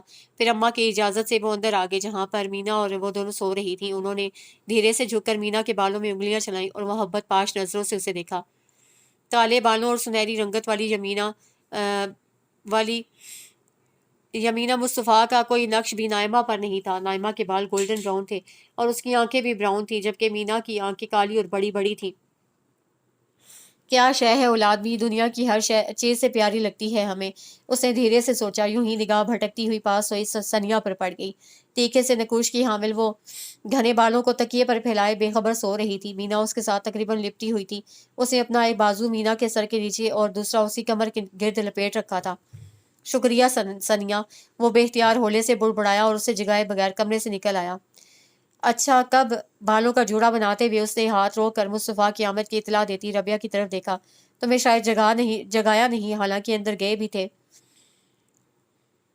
کہہ رہے تھے جلدی میں ہیں، کل کی فلائٹ ہے نا ان کی؟ کہاں کے لیے؟ بے ساختہ قسم کا سوال تھا۔ اسلام آباد کورس کے لیے جانا تھا انہیں، اور پھر بینکاک۔ تمہیں نہیں بتایا تھا؟ ربیہ نے اس کی طرف کھوجتی نگاہوں سے دیکھا۔ نہیں، کیوں؟ معلوم نہیں، ہمیشہ کی طرح حساب گوئی سے جواب دے کر مینا کی فیڈر بنانے کے لیے اٹھ گئی۔ ربیہ حیرت سے اس کے رویے پر غور کرنے لگی۔ چھوٹی بی بی، آپ کا خط، وہ آج ہی لاہور سے واپس آئی تھی۔ چائے کا کپ تھامے اس نے ذوالفقار سے خط لیا۔ کس کا ہو سکتا ہے؟ الٹ پلٹ کر نام دیکھنا چاہا، لیکن اداد کپ تپائی پر رکھ کر اسے لفافہ چاک کیا۔ او مصطفیٰ گردیزی، تو فرار کے لیے تم نے یہ راستہ اختیار کیا آخرکار۔ دبی دبی سانس سینے سے نکال کر سر صوفے کی پشت سے ٹکا دیا۔ واہ، مصطفیٰ صاحب میرے کندھے پر رکھ کر بندوق چلانا چاہتے ہیں؟ اتنے ہی بہادر تھے تو یہاں پر رہ کر سب کا سامنا کرتے۔ اور تم ثنیہ رشید، بہت مان تھا نا تم کو خود پر۔ دیکھا آج سیکنڈ ہینڈ مرد کی کیٹیگری کا ایک شخص تمہیں ٹھکرا کر تمہاری سوچوں اور خود تمہیں ارزاں کر گیا۔ وہ سوچوں میں الجھتی جا رہی تھی۔ شاید میرے اپنے غرور میں کہی گئی باتیں میرے سامنے آ گئی ہیں۔ اسے بے چینی سے ماتھا رگڑا۔ لیکن میں کیوں اتنی پریشان ہو رہی ہوں؟ پہلے وہ کون سا میرا تھا جو اب بچھڑ گیا تو میں پریشان ہو رہی ہوں؟ خود کو سرزنش کرتے ہوئے سنبھالنے کی کوشش کرنے لگی۔ رات بابا جان کے روبرو ان سے مخاطب تھی۔ بابا جان، میں مزید پڑھنا چاہتی ہوں۔ انہوں نے خاصی الجھے انداز میں اس کی طرف دیکھا اور اسے ہاتھ میں دبا خط آگے کر دیا، جسے پڑھ کر ان کا چہرہ بے تحاشا سرخ ہو گیا۔ اس ناہنجار کی یہ جرت کہ بیوی کو چھوڑنے کا سندیسہ بھیج رہا ہے، اور اوپر سے موصوف لکھتے ہیں کہ جب ثنیہ چاہے وہ یہ کارنامہ سر انجام دے دیں گے۔ ان کی مخاطب اندر داخل ہوتی بی بی جان تھی، جو بیچاری اس بمباری سے ایک دم گھبرا گئی تھی۔ یہ لو پڑھ لو اپنے لاڈلے پوتے کا کارنامہ جو وہ انجام دینا چاہتے ہیں۔ بابا جان کا بڑھایا وہ خط بی بی جان نے تھاما تو وہ اس کی طرف مڑے۔ بیٹا، تم لوگوں کا آپس میں کوئی جھگڑا تھا کوئی؟ بابا جان نے محبت سے اس کے جھکے سر پر ہاتھ رکھ کر پوچھا۔ دوستی کب تھی جو لڑائی کی نوبت آتی؟ دل میں جواب دیا اور نفی میں سر ہلا دیا۔ میں اسے پوچھوں گا۔ نہیں بابا جان، پلیز مجھے اتنا اپنی نظروں میں نہ گرائیے کہ میں اپنا سب کچھ داؤ پر لگا کر بھی عزت نفس کی حفاظت نہ کر سکوں۔ التجائیہ لہجہ انہیں ندامت کی اتھاہ گہرائیوں میں دھکیل گیا، اور انہوں نے دوسری صبح ہی اسے ایبٹ آباد روانگی کا حکم دے دیا، جہاں پر بابا جان کا ذاتی بنگلہ تھا۔ سب حتیٰ کہ ثنیہ بھی اس حکم پر حیران تھی، لیکن بابا جان سے کچھ کہنے کا حوصلہ کسی میں بھی نہیں تھا۔ ثنیہ کو وہاں پر چھوٹے چچا مقصود گردیزی اور مسعود گردیزی کی بیٹیاں کائنات اور فاطمہ کے ساتھ رہنا تھا، جو کہ وہاں پر میڈیکل کالج میں زیر تعلیم تھی، اور مسعود گردیزی زیادہ تر ان کے پاس ہوتے تھے۔ ثنیہ نے اپنا سامان سمیٹا اور مینا کو گود میں سنبھالتے ہوئے صرف ایک نظر کمرے پر ڈالی تھی اور باہر کی طرف قدم بڑھا دیے۔ نامعلوم اب یہاں آنا بھی تھا یا ضبط کے باوجود پھسل پڑنے والے واحد آنسو کو انگلی کی پوروں میں سمیٹا اور دہلیز پار کر گئی۔ ابا، آخر مجھے سکون کیوں نہیں ملتا؟ کیوں اتنی بے چینی ہے مجھ میں؟ ابا کے گھٹنوں پر ہاتھ رکھ کر اس نے مستربانہ ان کی طرف دیکھا۔ بیٹا، حقیقت کو فیس کرنا سیکھو، خوشیوں پر اعتبار کرو، جہاں سے ملے ان پر اپنی گرفت کو کبھی ڈھیلا نہ کرنا۔ اپنے اطراف میں نظر دوڑاؤ گی تو ایک سے ایک بندہ دکھی ملے گا، لیکن اپنے دکھوں کو چھپا کر دوسروں کی خوشیوں میں شریک ہوتے ہیں، کیونکہ ہنسنے والوں کے ساتھ سب ہیں اور رونے والا ہمیشہ تنہا ہوتا ہے۔ اور پھر تم تو خوش نصیب ہو جو تمہیں جینے کا سہارا ملا ہے۔ انہیں بھی تو دیکھو جو بے سہارا ہیں لیکن دوسروں کا سہارا بنتے ہیں۔ انہوں نے اندر آتی 2.5 سالہ گول مٹول سی مینا کو پیار سے دیکھا۔ ممی، لالا شاپنگ جانا، ٹوٹے پھوٹے لہجے میں اپنی بات پہنچائی۔ ثنیہ، تم تیار ہو یا دیر ہے ابھی؟ باہر سے صبیحہ نے بھی اونچی آواز میں پوچھا۔ آ رہی ہوں، دھیمے لہجے میں کہہ کر وہ مینا کا ہاتھ پکڑے باہر نکل آئی۔ رشید مرزا، میری بیٹی کی قسمت میں کیا لکھا ہے؟ چہچہاتی ہوئی زندگی سے بھرپور کیسے مرجھا کر رہ گئی ہے۔ کاش اس وقت میں اس کی بات مان لیتی، اس رشتے سے انکار کر دیتی۔ اماں بے حد آزردہ تھیں، جتنا پچھتاؤ گی اتنا ہی پریشان ہوگی۔ جو کچھ بھی خدا کرتا ہے بہتر کرتا ہے، صرف اللہ پر بھروسہ رکھو، آزمائش کا وقت ہے، یہ حوصلے سے اس کا سامنا کرو۔ آخر کب تک بیٹی کو یوں امیدوں کے سہارے رہنے دوں؟ ضبط کرتے کرتے بھی آنسو چھلک آئے تھے۔ ماں تھی نا، اگرچہ ثنیہ نے ان سے کبھی بھی اپنے متعلق کوئی بات نہیں کی تھی، جب بھی آتی خود کو مطمئن ظاہر کرتی، لیکن وہ تو اس کے دکھ سے آگے ہی رکھتی تھی نا۔ اب جب کہ صبیحہ کے ساتھ ہی ربیہ کے ساتھ ہی صبیحہ کی شادی ہو چکی تھی، اور پچھلے سال عفیفہ کا بھی نکاح اس کے چچا زاد ریحان سے کر دیا تھا۔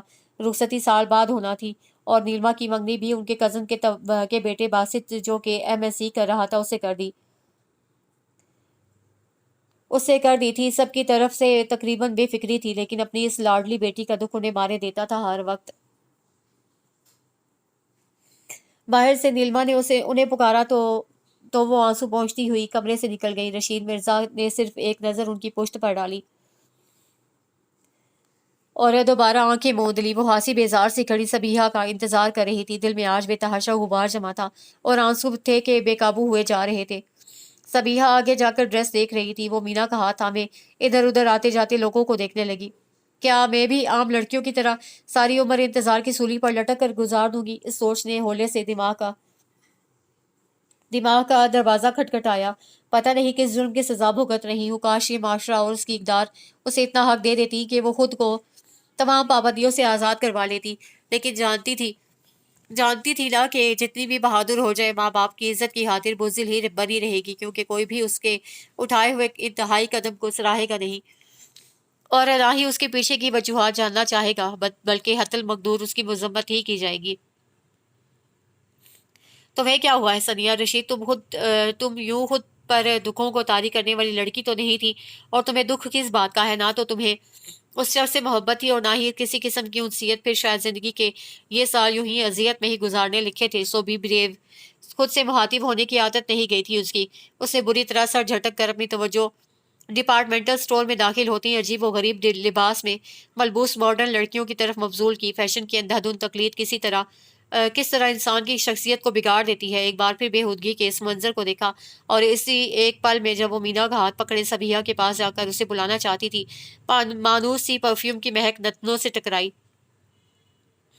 وہ پلٹ کر دیکھنا نہیں چاہتی تھی، لیکن ہاں وہ وہی تھا، پہلے سے زیادہ دلکش اور جاذب نظر، پروقار سے انداز میں، ہمیشہ کی طرح ارد گرد سے بے نیاز سیلزمین سے مخاطب تھا۔ اسے خود پر گمان ہوا جیسے وہ پتھر کے بت کی مانند ساکت ہو چکی ہے۔ نہ جانے کتنے پل بیت گئے جب صبیحہ تیز تیز بولتی اس کے قریب آ گئی۔ توبہ ہے، تمہیں کب سے بلا رہی ہوں، لیکن پتہ نہیں کہاں گم ہو تم۔ اسی اثنا میں وہ نہ صرف اپنی گردن موڑ چکی تھی، بلکہ غیر محسوس انداز میں کئی قدم بھی آگے بڑھ آئی تھی۔ چلیں، اس نے صرف یہ کہا تھا۔ اس کے جواب میں، لو جی، میں کپڑے کی ڈیزائننگ کا پوچھ رہی ہوں اور تم چلنے کی بات کر رہی ہو۔ حسب عادت ارد گرد گزرتے لوگوں سے بے نیاز وہ اس پر خفا ہونے لگی تھی۔ ممی، وہ لینا۔ مینا نے اس کا ہاتھ ہلا کر آئس کریم کھاتے ہوئے بچے کی طرف متوجہ کیا۔ نہیں بیٹا، آپ کا گلا خراب ہو جائے گا، ابھی کل تو آپ کا بخار اترا ہے۔ جھک کر پیار سے اسے سمجھانا چاہا۔ نہیں ممی، وہ لینا۔ وہ باقاعدہ ضد کرنے لگی تھی اور اس کا ہاتھ کھینچ کر ادھر لے آئی جہاں پر چاکلیٹ، آئس کریم وغیرہ کا پورشن تھا۔ ثنیہ نے ایک خطرناک سی نظر اس آئس کریم کھاتے بچے پر ڈالی جو اس کے لیے اچھی خاصی مصیبت کھڑی کر گیا تھا۔ لالا، میں نے لینا وہ۔ اب اس کی طرف سے مایوس ہو کر ٹوٹے پھوٹے لہجے میں اپنا مدعا صبیحہ تک پہنچایا۔ دیکھا بچو جی، اب کڑے وقت میں لالا ہی یاد آئی نا، چلو پہلے میرے یہاں کس کرو پھر لے کر دوں گی۔ اس نے اپنا گال آگے کیا۔ صبیحہ، ثنیہ نے اسے ٹوکنا چاہا، لیکن وہ لاپرواہی سے ہاتھ ہلا کر آگے بڑھ گئی۔ اس کی تقلید میں مینا نے بھی پلٹ کر ہاتھ لہرایا۔ اسی پل مصطفیٰ گردیزی کی بھی نظر اس پر پڑی تھی۔ گول مٹول پھولے گالوں والی کالے بالوں کو پونی ٹیل میں باندھے مسکراتی ہوئی پلٹ کر ہاتھ ہلا رہی تھی۔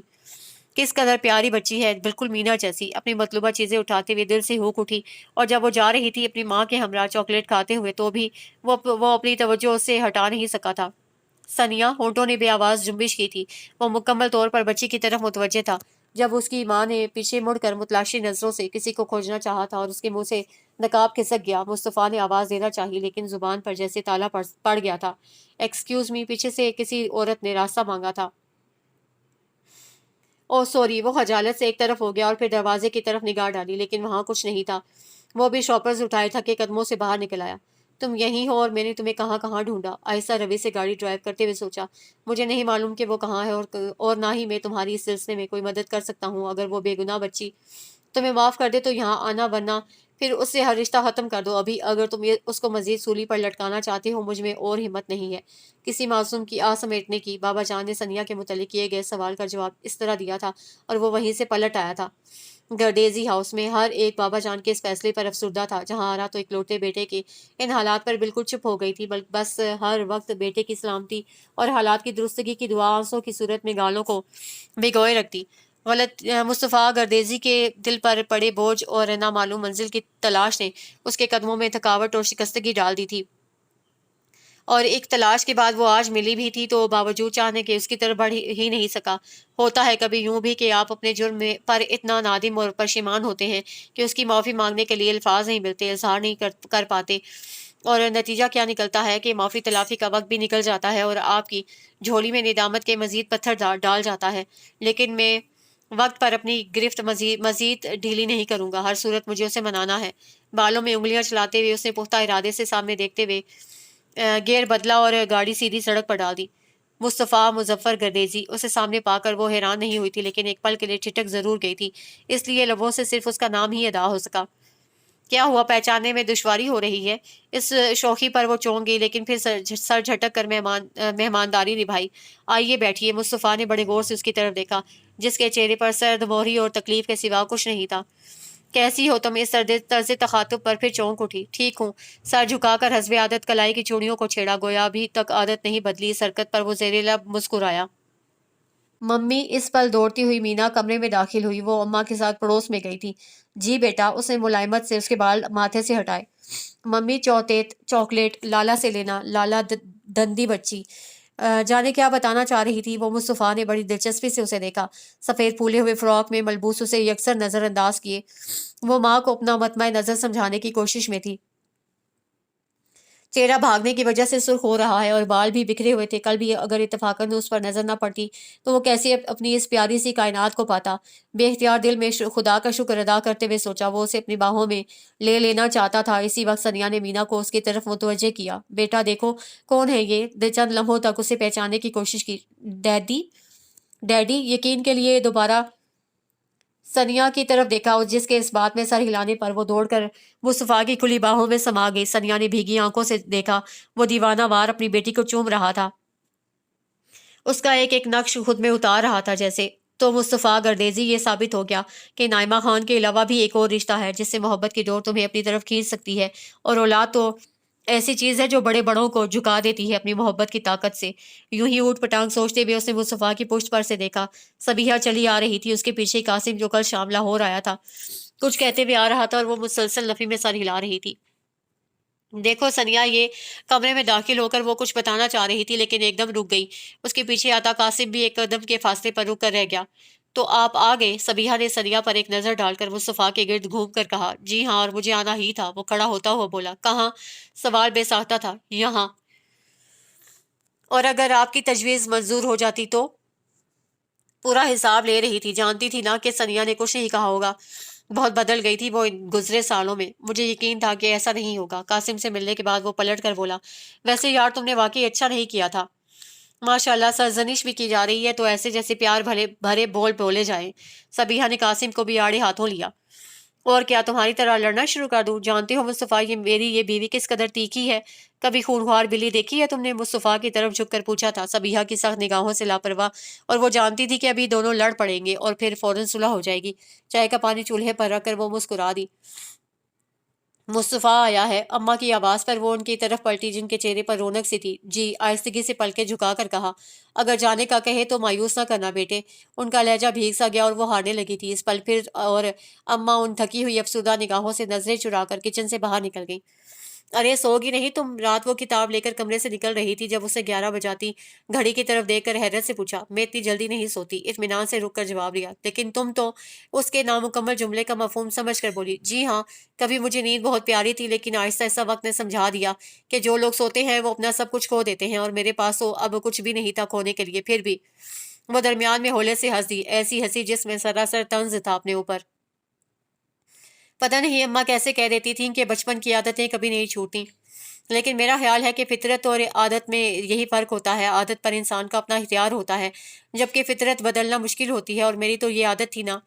चूड़ियों को फिर घुमाया। मुस्तफ़ा हासा शर्मिंदा हो गया। वो भी तो उसकी इन लापरवाह आदतों से आजिज़ था। हालांकि गुजरे तकरीबन 1.5 साल में तन्हाई में बेख्तियार यही शोहो शरारती रूप तस्वुर में आन बसा था। और अब गहरी सांस लेकर बाहर निकलती सनिया पर एक थकी हुई निगाह नजर डाली। मेरी छुट्टियां कल खत्म हो रही हैं। तो उसने सर उठाया। आज शाम की फ्लाइट है मेरी, और साथ ही तुम्हारी भी। अपनी बात का रद्द-ए-अमल उसके चेहरे पर खोजा। लेकिन मैं तो आपके साथ नहीं जाऊंगी। हमेशा की तरह एबटाबाद जाना है 3 दिन बाद मुझे। लहजा हर किस्म के जज्बात से आ रही था। क्या मेरी खता इतनी बड़ी है सनिया? उसने होले से उसका हाथ दबाया। जवाबन सुलगती नजरों से बेतहाशा नादिम हो गया। یہ تو فیکٹ ہے مصطفیٰ صاحب کہ مجھے آپ کے ساتھ ہی رہنا ہے۔ کچھ دیر کی خاموشی کے بعد سپاٹ لہجے میں بولی، اگر مجھے علیحدگی ہی اختیار کرنا ہوتی تو وہ بہت پہلے یہ کام کر چکی ہوتی، لیکن مجھے اپنے لیے نہیں دوسروں کے لیے سوچنا ہے، اپنے ماں باپ کے لیے جو بیٹی کو بسا کر اجڑتے ہوئے شاید نہ دیکھ سکیں، گردیزی ہاؤس کے معصوم اور محبت دینے والے لوگوں کے لیے، بہنوں کے مستقبل کی خاطر اور مینا کی خاطر مجھے گزارا کرنا ہی ہے، چاہے میرا دل راضی ہو یا نہ ہو۔ صرف مصلحت کی خاطر مجھے یہ مفاہمت کرنا ہی ہے۔ ایک ساتھ کئی نشتر اس کے من میں اتار کر وہ قدرے پرسکون سے ہو کر اس کی طرف دیکھنے لگی۔ نہیں ثنیا، اس نے ایک دم اس کا ہاتھ چھوڑ دیا۔ مجھے گزارا نہیں کرنا اور نہ ہی کمپرومائز کا راستہ اپنانا ہے، میں تو محبت سے بھرپور زندگی گزارنا چاہتا ہوں۔ محبت؟ وہ استزائیہ ہنس دی۔ مت بھولیں مصطفیٰ گردیزی، آپ اپنی زندگی اپنی محبت کے ساتھ اپنی خواہش کے مطابق گزار چکے ہیں۔ ہاں، مجھے اعتراف ہے کہ مجھے نائمہ خان سے محبت تھی، لیکن ہم زندگی میں صرف ایک ہی شخصیت سے تو محبت نہیں کرتے، ہر ایک کے لیے دل میں ایک خانہ ضرور ہوتا ہے، لیکن عشق تو صرف ایک ہی سے ہوتا ہے اور یہ مقام دل میں سب سے اونچا ہوتا ہے۔ I am right? اس کی آنکھوں میں جھانکا تو بے اختیار وہ پلکیں جھکا گئی۔ وہ اکھڑ محبت سے خفا، بلکہ ساری دنیا سے خفا ضدی آفیسر اس سمے محبت کی تشریح ایک عام سی لڑکی کے سامنے کرتے ہوئے کس قدر معصوم لگ رہا تھا۔ کچھ عجیب سی اپنائیت اتر آئی تھی اس لہجے میں، اور وہ شاید آنے والے اس پل سے خوفزدہ ہو گئی جو دل کا ٹریک کبھی سے بدلنے لگا تھا، اس لیے فوراً اٹھ کھڑی ہوئی۔ تم نے میری پوری بات تو سنی ہی نہیں ثنیا۔ وہ بھی کھڑا ہو گیا۔ ثنیا نے ہنسی بے بسی سے ادھر ادھر دیکھا۔ کچن میں کوئی بھی نہیں تھا، حتیٰ کہ مینا بھی صبرینا، نیلما اور اماں کے ساتھ چچا کے گھر میلاد میں گئی ہوئی تھی۔ ہاں، تو میں کہہ رہا تھا کہ اچھے لوگوں کو ہم اپنے دل سے بھلا نہیں سکتے، لیکن وقت گزرنے کے ساتھ کچھ اور لوگ اپنے نقش دل پر بنا لیتے ہیں، اور یہی زندگی ہے۔ وہ اس عجیب و غریب منطق پر الجھ سی گئی۔ اگر میں تم سے کہوں کہ میرے ساتھ بھی یہی کچھ ہونے لگا ہے اور اب یہ محبت نہیں ہے بلکہ عشق ہے، تو رک کر ان کی آنکھوں میں ایک بار پھر جھانکا اور ان والہانہ نگاہوں نے اسے وہ سب کہہ دیا جن سے خوفزدہ تھی وہ۔ تم نے میری بات کا جواب نہیں دیا۔ وہ اس کے سامنے سے ہٹ جانا چاہتی تھی جب اس نے اس کے سامنے کھڑے ہو کر پوچھا۔ میرے پاس کوئی جواب نہیں، سختی سے کہہ کر وہ کمرے سے باہر نکل آئی، اور باہر آ کر احساس ہوا کہ وہ ہولے ہولے کانپ رہی ہے۔ سردی کے باوجود ماتھے پر پسینے کے قطرے تھے، ہاتھ بھی بھیگ چکے تھے۔ دل صاحب تو انوکھے راگ ہی الاپنے لگے تھے۔ دیوار سے ٹیک لگا کر 2-3 گہرے سانس لیے۔ اپنا یہ افسانوی ہیروئن والا جھجکتا شرماتا وجود سخت زہر لگ رہا تھا اس وقت۔ کاش صبیحہ ہی آج صبح واپس قاسم کے ساتھ نہ جاتی، کچھ سنبھل لی تو خود کو کوس کر صبیحہ کو بھی خوب کوسوں سے نوازا اور یوں ہی پلٹ کر دیکھا۔ وہ خاموشی سے سینے پر ہاتھ باندھے کھڑا تھا۔ وہ فوراً وہاں سے ہٹ گئی۔ کراچی مصطفیٰ کے ساتھ نہیں جانا چاہتی تھی وہ، لیکن تائی امی کا فون آ گیا۔ وہ مینا کے لیے بہت اداس ہو رہی تھی۔ پھر سمیرہ بھابی کے چھوٹے بیٹے فرقان اور دعا آپی کی بیٹی حفصہ کی بسم اللہ بھی تھی، اس لیے اماں کے اصرار پر اسے جانا پڑا تھا۔ البتہ ہمیشہ کی طرح خاموش ہی تھے۔ کراچی میں سب نے ہمیشہ کی طرح بلکہ ہمیشہ سے بھی کچھ زیادہ پرجوش انداز میں ان کا استقبال کیا۔ صبیحہ صاحبہ شاید یہاں پر سب کو مصطفیٰ کی لاہور آمد اور باقی تمام معاملات بھی بتا چکی تھی، اسی لیے جب وہ ینگ جنریشن کے پاس پہنچے تو سب نے مسکرا کر روشنی مبارک ہو کا نعرہ لگایا۔ مصطفیٰ تو مسکرا دیا، جبکہ وہ خاموشی سے بی بی جان کی طرف بڑھ گئی۔ سب کی سوالیہ نظریں مصطفیٰ کی طرف اٹھ گئی جو خود بھی لا علمی سے کندھے اچکا کر رہ گیا۔ اس دن اتوار تھا۔ وہ رباب اور دعا آپی کے ساتھ شاپنگ کے لیے طارق روڈ آئی ہوئی تھی۔ خلاف عادت مصطفیٰ بھی ساتھ تھا۔ ارے ثنیا تم؟ وہ جوتوں کی دکان سے نکل رہی تھی جب اس سے پرجوش آواز پر چونک کر پلٹی۔ مصطفیٰ نے بھی پلٹ کر دیکھا۔ دعا آپی اور رباب اگلی دکان تک پہنچ گئی تھی۔ ارے ساجدہ تم یہاں کیسے؟ اپنے بچپن کی سہیلی اور محلے دار ساجدہ کو دیکھ کر وہ حقیقتاً بہت خوش ہوئی تھی۔ دونوں ایف اے تک ساتھ ہی پڑھی تھی، پھر ساجدہ کے والد کی ٹرانسفر لاہور سے فیصل آباد ہو گئی تو یہ ساتھ چھوٹ گیا۔ وہ کافی دن افسردہ رہی تھی کیونکہ خیالات عادات میں وہ ساجدہ جیسی ہی تھی، بلکہ بقول اماں مردوں کے خلاف ثنیا کو بھڑکانے میں ساجدہ ہی کہا تھا زیادہ، اسی لیے وہ بہت چڑتی تھی اس سے۔ تم بتاؤ تم یہاں کیسے؟ میری شادی ہو گئی ہے۔ وہ تو مجھے اندازہ ہو گیا ہے۔ شرارت سے اس پر نظر ڈالی۔ یہ میرے شوہر ہے مصطفیٰ مظفر گردیزی۔ ایک پل کو جب چپ رہ کر خاصے اعتماد سے تعارف کروایا۔ مصطفیٰ بھی اس انداز پر چونک سا گیا تھا، پھر نارمل انداز میں ساجدہ سے مل کر آگے بڑھ گیا۔ ونڈرفل یار، کیا خوبصورت پیس چنا ہے تم نے، اور تم تھی بھی اس قابل کہ تمہیں اتنا شاندار بدلہ ملتا۔ ساجدہ کے لہجے میں ستائش تھی اور وہ خاموش رہی۔ اور تم؟ میری بھی شادی ہو گئی ہے۔ وہ پھر حسب عادت ہنسی۔ کس سے؟ ایک سیکنڈ ہینڈ مرد سے، اور وہ ہیں میرے ہسبینڈ۔ اس نے دور کھڑے پکی عمر کے مرد کی طرف اشارہ کرتے ہوئے کہا۔ لیکن تم تو؟ نظریں چراتے ہوئے سوال کرتے کرتے وہ رک گئی۔ دل میں خوف سا پیدا ہوا تھا کہ کہیں وہ بھی اس کے متعلق نہ جان لے۔ پتہ نہیں کیسے مجھے اچھے لگنے لگ گئے۔ ٹیوشن پڑھانے آتے تھے، وہیں پر کیوپٹ کا تیر چل گیا۔ اور مزے کی بات تو سنو، ان کی پہلی بیوی ابھی زندہ ہے اور 2 بچے بھی ہیں اس کے، لیکن میں تو الگ رہتی ہوں اور بہت خوش ہوں، جانے کیوں آخر میں وضاحت کی تھی۔ اسی وقت اس کے شوہر نے آواز دی تو وہ بھی جلدی سے سلام دعا کر کے اور اسے اپنے یہاں آنے کی تلقین کرتی ہوئی پتہ بتا کر چلی گئی۔ ثانیہ نے دور جاتی سرخ و سفید ساجدہ اور اس کے شوہر کی طرف دیکھا اور پھر اپنی اور مصطفیٰ کی طرف۔ کس قدر ناشکری ہو تم ثانیہ، حسب عادت پھر خود کو مخاطب کیا، لیکن پھر دل اور دماغ کی وہی جھڑپ اور وہ حالی ذہنی سے گاڑی کی طرف آ گئی اور دن یوں ہی سرد موری میں گزرنے لگے تھے۔ بہت دفعہ ان گہری بولتی آنکھوں سے دل ڈسٹرب ہوا تھا، لیکن دماغ ناسے بن کر دلیل کو رد کر جاتا تھا اور خود وہ بھی سمجھ نہیں پا رہی کہ ٹھیک ہے کس طرح گزر سکے گی باقی ماندہ زندگی۔ مصطفیٰ اس دن کے بعد بالکل خاموش تھا، اسے تقریباً نظر انداز کیے ہوئے مینا میں مگن رہتا تھا، لیکن وہ خود بہت الجھ چکی تھی، کہیں کوئی کمی سی محسوس ہوتی تھی۔ اس دن جب ہلکی ہلکی پھوار میں سبھی بی بی جان کے پوشن میں بیٹھے شام کی چائے کے بعد گپ شپ کر رہے تھے، مصطفیٰ تھوڑی دیر پہلے ہی آفس سے آیا تھا۔ اپنی چائے ختم کرنے کے بعد وہ اس کے پاس آ کھڑا ہوا اور اس کا ہاتھ پکڑ کر کھڑا کرتے ہوئے پاس بیٹھی منجلی چچی سے مخاطب ہوا۔ چچی ہم لوگ ذرا باہر جا رہے ہیں، اس کے چونکنے کی پرواہ کیے بغیر وہ کہہ رہا تھا۔ یہ ذرا ہمیں بھی لے جائیں آپ بھائی، بڑے چاچو کی سمرین نے ہانک لگائی تو سب نے شور مچا دیا اور وہ بمشکل گمسم سی ثانیہ کو ان کے نرگے سے نکال کر گاڑی تک پہنچا۔ کیا بات ہے اتنی چپ کیوں ہو؟ موڑ کاٹتے ہوئے اس کی طرف دیکھا۔ بلیک سوٹ پر ریڈ گرم شال اوڑھے، دونوں ہاتھوں کو گود میں رکھے وہ کافی مزمحل اور افسردہ دکھائی دے رہی تھی۔ اس کی بات کا کوئی جواب نہیں دیا۔ کیا تم اس سے بات بھی نہیں کرنا چاہتی؟ نظریں سونی کلائیوں پر جم گئیں اور مصطفیٰ کی ہونٹ بے اختیار پروین شاکر کی نظم گنگنا اٹھے۔ اتنے اچھے موسم میں روٹھنا اچھا نہیں ہوتا، ہار جیت کی باتیں کل پہ اٹھا رکھے، آؤ آج صلح کر لیں۔ لیکن گھمبیر لہجے نے بھی کوئی اثر نہیں کیا۔ کیا میرا قصور بہت زیادہ ہے ثانیہ؟ معصومیت بھرا ایک اور سوال۔ اس نے سر اٹھا کر صرف ایک پل اس کی طرف دیکھا، فریش سا، آنکھوں میں شوخی اور معصومیت سموئے اس کی طرف دیکھ رہا تھا۔ اس نے کتنی بار سوچا تھا کہ مینا شرارتی موڈ میں ہو تو کس جیسی لگتی ہے۔ مینا کا خیال آتے ہی اس کی شرارتوں کا سوچ کر وہ بے اختیار مسکرا دی تھی۔ مما شوری ہمیشہ ہر غلط کام کے جواب میں اس کا کان پکڑ کر معافی مانگنا۔ ثانیہ کی ڈانٹ پر بڑی بڑی آنکھوں میں آنسو سمائے انہیں ضبط کرنے کی کوشش میں ہلکان ہوتی۔ کتنی سمجھدار معصوم لگتی تھی وہ۔ مصطفیٰ نے دیکھا وہ ماحول سے قطعی غیر حاضر تھی۔ ثانیہ اسے پھر دھیرے سے پکارا اور وہ بے اختیار ان خوبصورت تصورات سے دامن چھڑا کر چونک کر اسے دیکھنے لگی تھی اور کتنے لمحے اسے خود کو کمپوز کرنے میں لگے تھے۔ مصطفیٰ نے گاڑی نسبتاً سنسان جگہ پر روک دی۔ تم میری کسی بات کا جواب نہیں دے رہی؟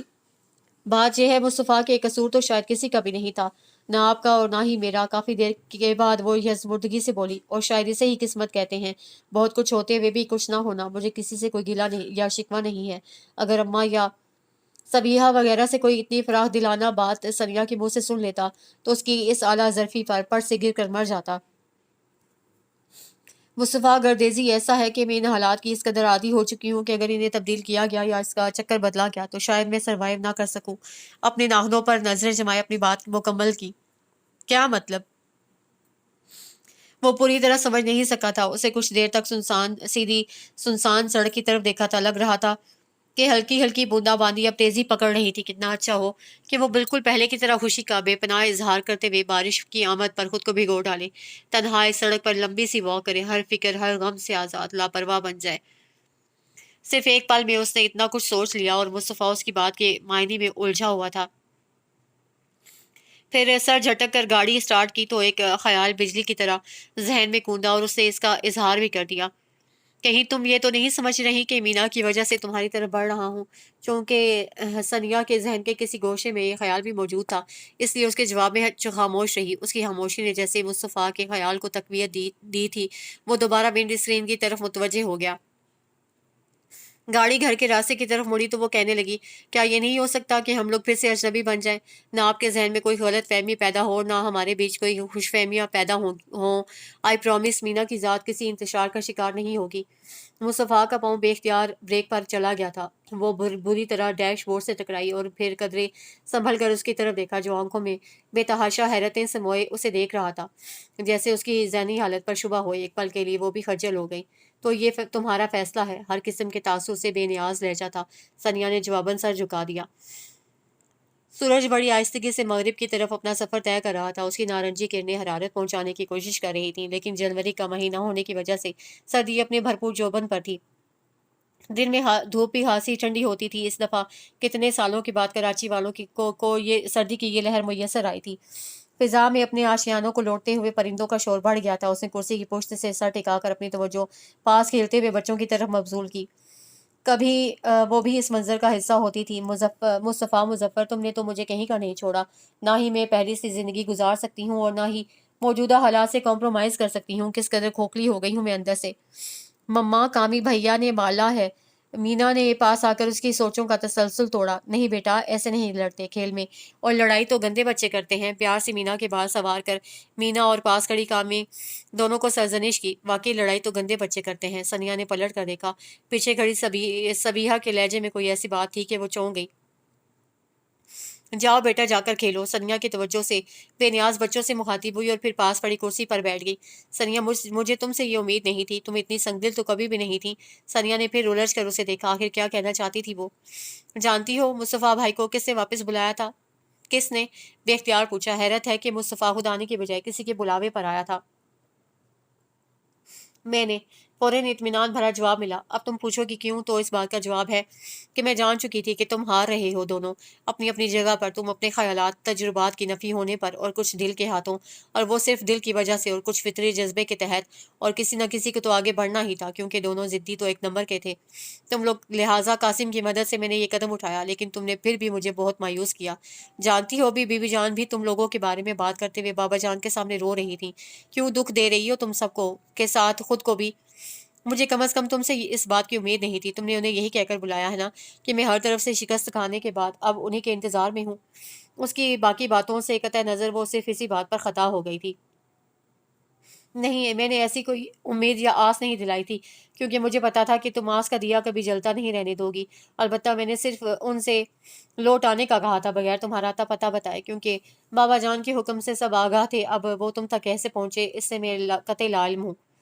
तुम सब ने मिलकर मुझे बेवकूफ़ बनाया। उसकी सुई वहीं अटकी हुई थी। तौहीन का एहसास दिल में जागुज़ीं हो गया। किसी ने तुम्हें बेवकूफ़ नहीं बनाया। तुम खुद ये अहमक हो परले दर्जे की। सबीहा एकदम बरहम हो गई। अम्मा तुम्हें सही मानों में बुद्धू का लक़ब देती थी। मुस्तफ़ा भाई के लिए शादी के लिए हाँ करके हमारे ख़यालात को तुमने गलत साबित कर दिया था। लेकिन अब फिर उसी बेवकूफ़ी पर उतर आई हो तुम, और अपना घर उजाड़ने के दर पे हो। किस बात का ज़ोम है तुम्हें? बोलो। हाँ, यही गरूर है तुम्हें कि तुमने एक बिन माँ की बच्ची को मोहब्बत दी, और अब जैसे चाहो उस मोहब्बत को कैश करवा कर उन प्यारे लोगों को दुख पहुंचाओ। याद रखो, अगर इन लोगों के अलावा किसी और घटिया किस्म के खानदान के पल्ले पड़ जाती तो दूसरे दिन ही तुम्हारी तमाम कुर्बानियों को हजम करके हाथ में पकड़कर बाहर खड़ा कर देते। लेकिन तुम नहीं समझोगी। वो तासुब से सर हिलाने लगी। मुझे ये तो बताओ, उस दिन मुस्तफ़ा भाई तुम्हें लेकर बाहर गए थे तो तुम यकीनन उन्होंने एक्सक्यूज़ भी किया होगा, लेकिन तुम्हारा रवैया यही बताता है कि तुमने फिर उन्हें नाकाम लौटा दिया। जब तुम्हारे दिल में उनके लिए कुछ भी नहीं है तो अलहदा क्यों नहीं हो जाती उनसे? सनिया ने तड़प कर देखा, लेकिन सबीहा ने कतई तवज्जो ना की। अरे, तुम खुद ही सेकंड हैंड बर्ड से शादी पर राजी नहीं थी, और मुझे पूरा यकीन है कि तुम्हारे ये नादिर ख्यालात शादी के बाद भी नहीं बदले होंगे। जब तुम खुद ही उनकी तरफ राग़िब नहीं थी तो फिर उनकी इल्तफ़ाई का शिकवा करना चामाइनी और गलती से, हाँ, मैं तो अब गलती ही कहूँगी। अगर मुस्तफ़ा भाई पलट कर तुम्हारी तरफ आ ही गए हैं तो तब भी तुम्हारे दिमाग में वही खन्नास समाया हुआ है। ज़रूरी है कि बच्चों वगैरह की ज़िंदगी के तजुर्बात के रिजल्ट तुम अपनी ज़िंदगी पर अप्लाई करो। इसलिए मैं कहती हूँ कि इससे बेहतर है कि फैसला करके खुद भी पुरसुकून हो जाओ। बेतहाशा गुस्से में अपना लावा बाहर निकाल कर उसके चेहरे की तरफ देखा, जहाँ पर आंसुओं का रेला उमड़ा चला आ रहा था। वो बेकायदा हिचकियों के साथ हिचकियाँ भी लेने लगी थी। सबीहा को उस पर बहुत सा प्यार आ गया। वो भी ज़्यादा ही रूड हो गई थी। सबीहा, मुझे नहीं पता कि मुझे क्या हो गया था। मैं ऐसा नहीं चाहती थी। सबीहा ने गले से लगाया तो सादगी से हिचकियों के दरमियान बोली, क्या मतलब, क्या हुआ था? उसके आंसू साफ करते हुए नरमी से पूछा तो जवाबन उस दिन वाली सारी गुफ्तगू से बता दी, और सबीहा ने अपना सर पीट लिया। सनिया के गाल एक बार फिर भीगने लगे। चलो अंदर। काफी देर के बाद सर उठाकर उसे देखा। अभी मुस्तफ़ा को अंदर जाते हुए देखा था, इसलिए सनिया को घसीट कर अंदर ले आई। कमरे में आकर मुस्तफ़ा ने कोट एक तरफ फेंका, टाई की नॉट ढीली करके सोफे पर बैठ गया और झुककर जूते उतारे। आज इस छुट्टी का सारा दिन बाहर दोस्तों में ही गुजारा था, इसलिए खासी थकावट हो गई थी। साइड टेबल पर घड़ी रखने के लिए झुका तो एकदम चौंक गया। खूबसूरत से फ्रेम में उसकी और सनिया की तस्वीर थी। वाइट कुर्ते शलवार میں وہ نیلی ساڑی میں ملبوس سنیا کے ساتھ کھڑا تھا۔ دونوں سامنے دیکھتے ہوئے مسکرا رہے تھے۔ پتہ نہیں کب کھینچی گئی تھی یہ تصویر۔ اسی وقت وہ دروازہ کھول کر اندر داخل ہوئی تو وہ سیدھا ہو گیا۔ یہ سوالیہ انداز میں اس کی طرف دیکھا۔ یہ شاید رباب نے رکھی ہے۔ وہ قدرے ہکلا گئی۔ مصطفیٰ نے چونک کر اس کی طرف دیکھا تو وہ بڑے اعتماد سے بات کرتی تھی۔ آج یہ گھبراہٹ پل بھر کے لیے سوچا، پھر کچھ بھی کہے بنا سر جھٹک کر باتھ روم کی طرف بڑھ گیا۔ واقعی وہ تصویر وہاں ہونی چاہیے تھی۔ میں معذرت چاہتی ہوں آپ سے، تولیے سے بال رگڑ کر صوفے پر پھینکا۔ اب برش کرنے لگا تھا کہ یہ آواز کانوں سے ٹکرائی۔ آئینے میں اس کا عکس دیکھا۔ وہ انگلیاں مروڑتے ہوئے سخت تذبذب کا شکار تھی۔ مصطفیٰ کے ہونٹوں پر بے ساختہ مسکراہٹ امٹ آئی۔ اماں کہتی ہیں کہ میں بہت لاپرواہ ہوں اور بے وقوف بھی، اس لیے اکثر غلط بول جاتی ہوں، جس پر بعد میں پچھتاتی بھی ہوں۔ ٹھیک کہتی ہیں وہ، فوراً اس بات کی تائید کی اور برش رکھ کر اس کی طرف پلٹا۔ لیکن اب میں پچھتانا نہیں چاہتی، فوراً سر اٹھا کر پرعزم لہجے میں کہا۔ لیکن دوسری طرف ہنوز سنجیدگی اور خاموشی کا ڈیرا تھا۔ اسے ڈھیروں رونا آ گیا۔ میری خطا اتنی بڑی تو نہیں ہے نا؟ اور ایک اور کوشش کی لیکن پھر ناکامی۔ اتنے اچھے موسم میں روٹنا اچھا نہیں ہوتا۔ گلوگیر لہجے میں اس کے الفاظ لوٹانے چاہے۔ خاموش، وہ ڈپٹ کر بولا۔ تمہیں تو شعر بھی سنانا نہیں آتا۔ میں کیا کروں، مجھے کچھ بھی کرنا نہیں آتا، اور کسی کو منانا تو بالکل بھی نہیں۔ ہاں، تمہیں صرف ایک دل دکھانا آتا ہے بس۔ اب ایک اور بھی آنسو اور بہا تو بہت بری طرح پیش آؤں گا میں۔ وہ سختی سے اس کے گالوں کی طرف اشارہ کر کے بولا تو اس نے تیزی سے یوں آنسو صاف کیے۔ اگر دیر ہو گئی تو شاید وہ اپنے کہے پر عمل کر لے۔ ٹھیک ہے، یہ تمہاری کلائیاں کیوں سونی ہیں؟ اطمینان سے پوچھا۔ اب اچھی نہیں لگتی چوڑیاں؟ مجھے تو لگتی ہیں۔ زیر لب بڑبڑاہٹ باوجود کوشش کے وہ کیچ نہیں کر سکتی تھی۔ جاؤ اور سامنے والے وارڈروب کے نچلے دراز سے پنک پیکٹ لے کر آؤ۔ لہجہ پھر حد درجہ سپاٹ ہو گیا تھا۔ سنیا نے سراسیما نظروں سے اسے دیکھا، لیکن وہ سامنے دیکھ رہا تھا۔ مردہ قدموں سے چل کر اسے حکم کی تعمیل کی۔ مصطفیٰ نے ہاتھ پکڑ کر اسے سامنے بیڈ پر بٹھایا اور اس پیکٹ کو کھولا تو ڈبے میں موجود کتنی خوبصورت چوڑیاں اسے حیرت میں مبتلا کر گئیں، جنہیں اس نے اس کی کلائی میں آہستگی سے ڈال دیا۔ چھن چھن خوبصورت سی موسیقی بج اٹھی۔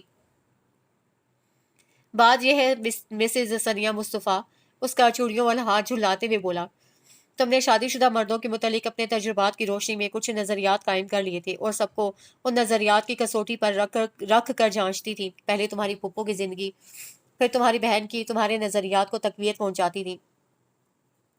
وہ بالکل صحیح تجزیہ کر رہا تھا۔ پھر جب تمہاری شادی ہوئی تو سوئے اتفاق میں بھی بقول تمہارے سیکنڈ ہینڈ مرد تھا۔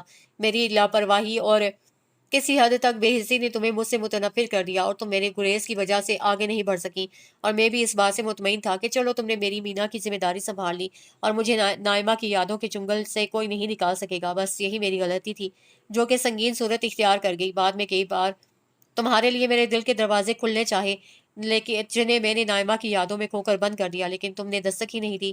پھر جب میں یہاں سے گیا تو کچھ عرصہ کے بعد مجھے یہ خیال ستانے لگا کہ میں تم سے زیادتی کر رہا ہوں۔ واقعی ایک کنواری لڑکی پر یہ ظلم کرنا ہی ہے کہ اسے شادی سے پہلے ایک بیٹی کی ماں ہونے کا عہدہ دے دیا جائے۔